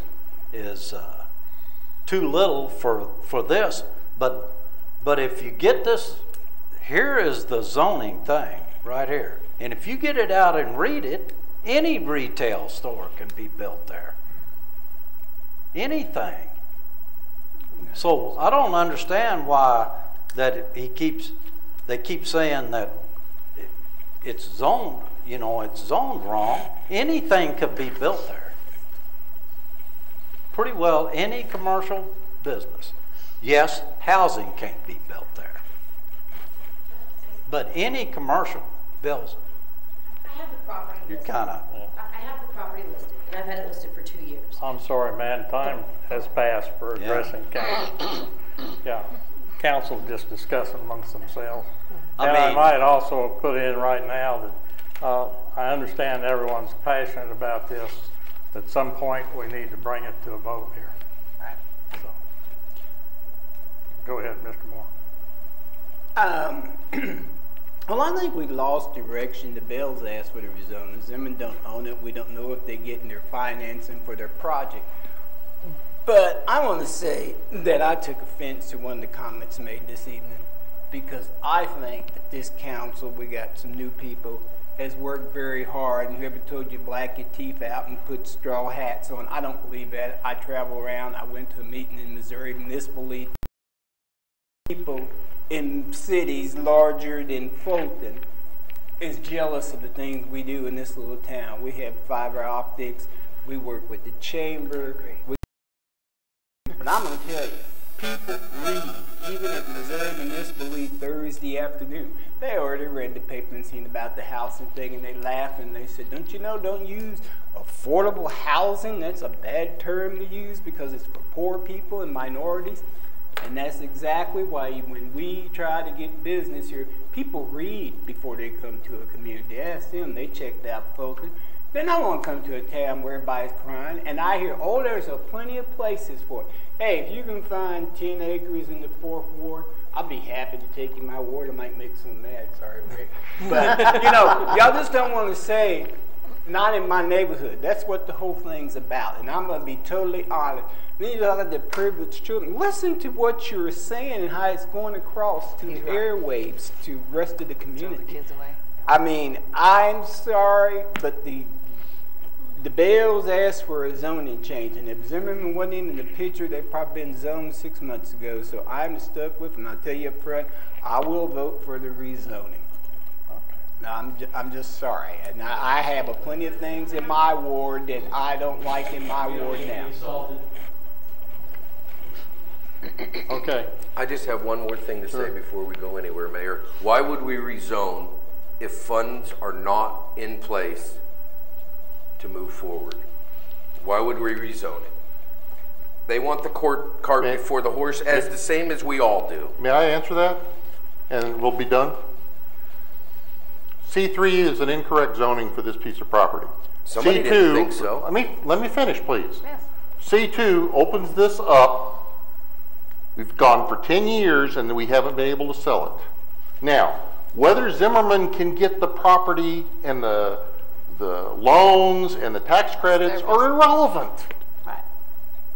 It's irrelevant. We need to zone this property correctly. Now, if Zimmerman gets the tax credits, hopefully they'll build some nice apartments and we'll have some nice people moving in. If they don't get the tax credits, they probably won't build it, but it will be zoned correctly. And then Mr. Bell can sell it to somebody else. It was originally zoned C3 from someone that designed the city. Whoever did that had something in plan for it. So we're good. Thank you, Mayor. Okay. Thank you. There's not any further discussion. I'm going to call for the question. Okay. And probably we ought to just go with show of hands on this. All those in favor of advancing bill number 1510, please signify by raising your right hand. I'm counting 6. All those opposed, same sign. Thank you. Counting 2. Okay. Bill number 1510 advances for consideration at the next meeting. Thank you.